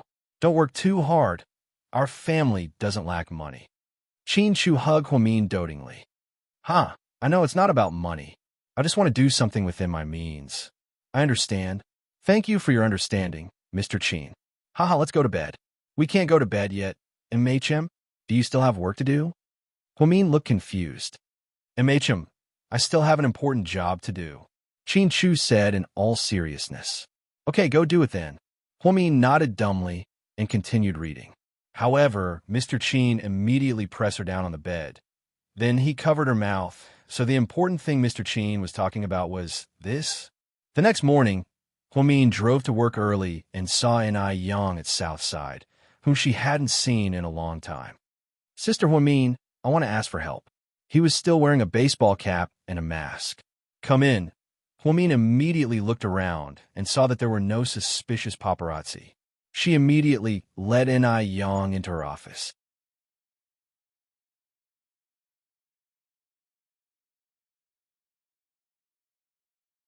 Chapter 1148. Why are you here so early in the morning? "I'm here to see you." An-I Yang took off his mask and sat down on the chair next to Huamin's desk. Huamian quickly poured him a cup of warm water from a disposable paper cup and handed it to him. "Speak slowly, what is it?" "Sister Huamin, please talk to President Qin for me. I'm almost fully recovered, so don't make me act like a flower vase every day. I want to act in a fight scene, did you know?" A few days ago, the famous director Chen Ziqing came to Sister Ingzi and said that he wanted me to act in a tough guy movie. However, after Sister Ingzi discussed it with the company, she rejected him. Damn, I'm so mad. God knows how much I like Director Chen and how much I want to act in his movie. The box office is secondary, but I want to use this opportunity to change my style. I'm already so old, I can't keep acting like a little fresh meat. I need to become a man. An-I Yang rambled on, and Huamin understood what he meant. He wanted to act in a fight scene, but his agent and company didn't allow it.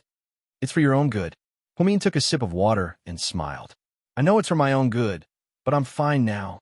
Recently, I've been going to meaningless events, and they won't even let me go to concerts. I'm so bored. If this continues, I'll go crazy. Sister, please help me.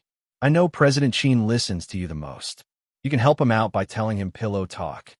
"Pillow talk? You're brave." Huamin didn't know whether to laugh or cry. However, seeing how lively this kid was, he should be fine. After the liver transplant, he didn't show any signs of rejection. It seemed that the serum provided by his loved ones was good. It was stable and safe. "I understand what you're thinking, but for safety reasons, you have to go through a full body checkup in our hospital first. Then, the attending doctor who operated on you has to promise me that you've really recovered. Otherwise, there's no need to talk about it." "Sis, let's not. It's too troublesome." Upon hearing Huamin's request, An-I Yang felt a headache coming on. "It has to be done. Otherwise, there's no room for discussion," Huamin insisted. Okay, I'll do it. But you have to keep your word. If I really pass the criteria, you have to promise to persuade Chairman Qin to let me take on that movie," An-I Yang stated his condition. "Deal." Huamin smiled. An-I Yang then turned to leave. "Oh, right, An-I Yang. What's the matter, Sister Huamin?" An-I Yang turned around. Did Xiaowan visit you?" Her? She came to my neighborhood a few times with a broken thermos, saying that she wanted to bring me chicken soup. I smashed it and chased her away. She never came back. What a hypocrite. God knows what she's thinking when she tries so hard to please me. Maybe she wants to extort more money from me? Maybe she really cares about you, Huamin said tentatively. Cares about me? Stop fooling around, Sister Huamin. She's a woman who hasn't cared about me for more than 10 years. She's not even good enough to be my mother. How could she care about me? She only cares about the baby, not me. Enai Yang smiled bitterly and then turned to leave. Huamin felt that Enai Yang still had a deep misunderstanding about Xiaowan. It seemed that if she didn't tell him the truth, he would never forgive her. It seemed like he would never be able to forgive Xiaowan. But Huamin promised Xiaowan that she wouldn't tell him, so she was conflicted. Huamin was busy all day and got off work at 5:30 p.m. When she passed by KFC, she bought a hamburger and a Coke.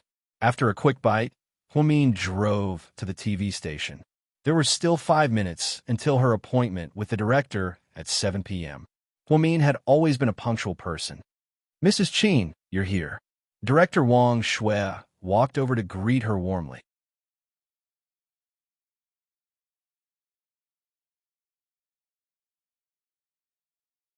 Chapter 1149. Huamin nodded and followed the director to the dressing room for makeup. Huamin wasn't used to heavy makeup, so at her own insistence, she only put on light Korean-style nude makeup. She also didn't wear the exaggerated gold qipao that the director brought for her.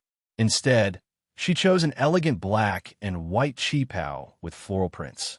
Because the studio was heated, she could wear short sleeves, just like in summer. Before she went on stage, the director repeatedly reminded her, Lady Qin, you don't have to say too much on stage. You just have to answer the questions with the contestants. It doesn't matter if you get eliminated, but we won't give you too difficult a question. I'm sure you'll be able to advance to the last round and receive the prize money. You mean if I don't win, I won't get a million? Huamin finally realized the crux of the problem. Yes, but you didn't make it clear before. You said that as long as I came, I would be paid $1 million. Huamin's expression turned cold. Maybe I didn't make it clear. Don't mind me. But based on what I know about you, you definitely won't lose, right? You flattered me at the right time. Huamin sneered as she glanced at the director's face. I'm not flattering you. I'm just telling the truth. Lady Qin, you're so amazing. The director smiled and replied straightforwardly. Huamin hated people who went back on their words and took advantage of loopholes. If it didn't make things clear and only told you when you arrived, you would only receive the prize money if you won. If you lost, you wouldn't get a single cent. Huamin was truly annoyed by this type of deceit. She didn't care about the $1 million. She could easily take out $1 million to help those poor kids. But this was a matter of integrity and integrity. According to Huamin's usual style of doing things, she could have rejected the live broadcast and left. But she held back. This was because she noticed that the perfume that the director was wearing was from a brand called VVO. Song Yisher was also a fan of this brand. Basically, every time he saw her, he would definitely smell this perfume on her. Some people might say that this was a coincidence. Most girls like Chanel, but did that mean that all the girls who used Chanel knew each other? Huamin can tell you that VVO is an Italian brand and not a world-renowned one. It was only because this perfume was a newly established brand. It was very famous in Italy, and Song Yisher had been studying in Italy since she was young. So it wasn't strange for her to have that kind of perfume. But where did she buy it from? There were no counters in the country that sold it. Some people even said that it might have been because they had bought it from Italy.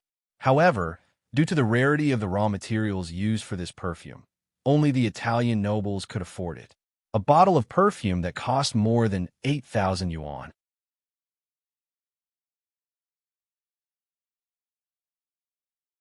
Was this how a television director would spend money? She and Zhu Lingling were both fans of perfume, so they knew a lot about it. Zhu Lingling had even specially asked someone to buy a bottle for her in Italy. It cost her 8,000 yuan, and she was heartbroken for a month. Huamin didn't really like the smell because it was too strong. It was the kind of smell that was unforgettable. It was too ostentatious and didn't suit her. She preferred the faint smell of perfume or the refreshing smell of candy. Thinking of this, Huamin looked up and smiled at the female director. Miss Wang, are you close to Mayor Song's daughter, Song Yishe? Sure enough, after hearing this, the female director's expression changed slightly.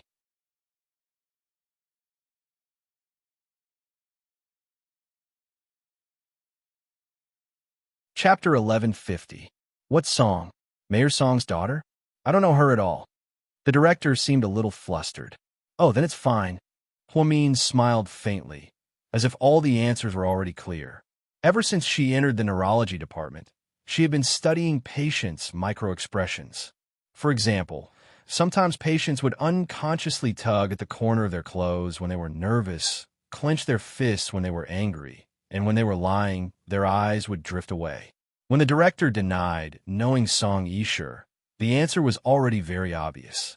It seemed the strongest brain in history was a conspiracy from the beginning. Huamin suddenly remembered a slightly drunk Song Yishe at the entrance of the seafood restaurant a few days ago. She was clamoring to compete with her to see who was the genius. At that time, she thought it was just her drunken overreaction because she was too impulsive. It turned out that this woman was really digging a hole to prove that she was the genius and Huamin was the fool. It was so boring and childish, but she was actually so enthusiastic about it. Huamin also laughed. However, since she was already here, she wasn't afraid, let alone Song Yishe. With that woman's brain, even if there were 10 of her, she would still be able to beat her in minutes. Was intelligence something that could be improved? Could drinking a few boxes of sedative and brain-invigorating fluid make you smarter? Of course not. This was talent. This was an extra gift that God had given her. She didn't waste the twists and turns of her life of more than 20 years. Huamin had always thought that God was the fairest. When he gave you something beautiful, he would definitely make you pay an equivalent price in exchange. Caterpillars were ugly and crawled very slowly, but they were very safe. No one was willing to touch them. Butterflies were beautiful and flew very fast because many animals, including humans, were chasing after them. If they were a little slower, they would die instantly. This was nature's way of survival. Huamin didn't think that she was amazing just because she had a high IQ. On the contrary, she had been working hard. To be able to obtain what he had today was not luck, but the price of hard work. Therefore, no one's success was easy to achieve, and no one would always be lucky. After putting on her makeup, Huamin realized that there were still 800 people in the audience. The female host introduced her as follows. Ms. Huamin, 24 years old, the chief of neurology at Southside Recuperation Center, and the wife of GK's current president, Qin Chu. She was called a genius in high school. Let's see how amazing this genius is. This introduction seemed to be glorious, but it was actually to pave the way for what was to come. Huamin felt that Song Yishe probably wanted to see him make a fool of himself. When the time came, he would show everyone that he wasn't a genius. It was just a matter of bragging. Huamin smiled slightly and walked up the stage. He waved to everyone and then walked to the seat with his name on it and sat down. Other than Huamin, there were 11 other people who were also considered geniuses. They were both men and women. However, Song Yishe wasn't among these people. Huamin knew that these were all just appetizers. After the host's introduction, the competition began. Huamin didn't make herself look outstanding. Instead, she kept herself above average. Then, she continued to advance, and almost an hour passed. Finally, after Huamin entered the top 4, the competition began. She eliminated all her opponents until she was the only one left. Just then, the host said, "Mrs. Qin, the door of dreams is right in front of you. Once you open it, you will receive the $1 million reward you received today. However, before that, you still have one last obstacle to pass, and that is to compete with our final VIP guest. Are you willing to do that?" With so many people watching, how could Huamin say no? Therefore, she smiled and nodded. Sure. Then, Song Yishe slowly walked in from another entrance. She was wearing a white evening gown and white crystal shoes. Her hair was slightly curly, and she was dressed like a goddess, for some reason, Huomin's first reaction when he saw her outfit was a white lotus.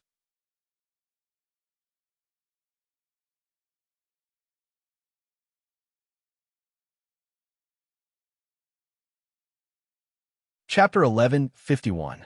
Next, I would like to introduce today's VIP guest, Miss Song Yisher. After speaking, the host continued, Miss Song Yisher grew up in Italy and was deeply influenced by the culture of China and Italy. She became the youngest Chinese artist in China and has a great influence in both Italy and China.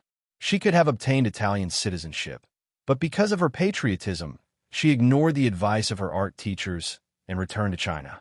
Now, she has opened up the largest art school in the city and is an idol that all elementary and secondary school students want to emulate. Not only is Miss Song beautiful, but she's also very intelligent. She has become a model socialite. Next, let's give Miss Song a warm round of applause. After the host's lengthy introduction, Song Yisher walked to the center of the stage. She took the microphone and smiled. Hello, everyone. I am Song Yisher. Good luck, Song Goddess. Song Goddess, we love you. Her fans began to crowd around her and cheer her on. Actually, I came here today to do charity. The production team said that if I came, they would donate $1 million to poor children. Just the thought of being able to help them makes me proud. Huomin was speechless. This woman stole all her lines. It is my honor to compete with Lady Qin today. As you all know, President Qin and I are good friends and have always had a good relationship.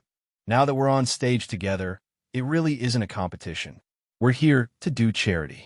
So, if my friend, Lady Qin, doesn't perform well, please forgive her. Goddess, you're too kind. You're even speaking up for your friend.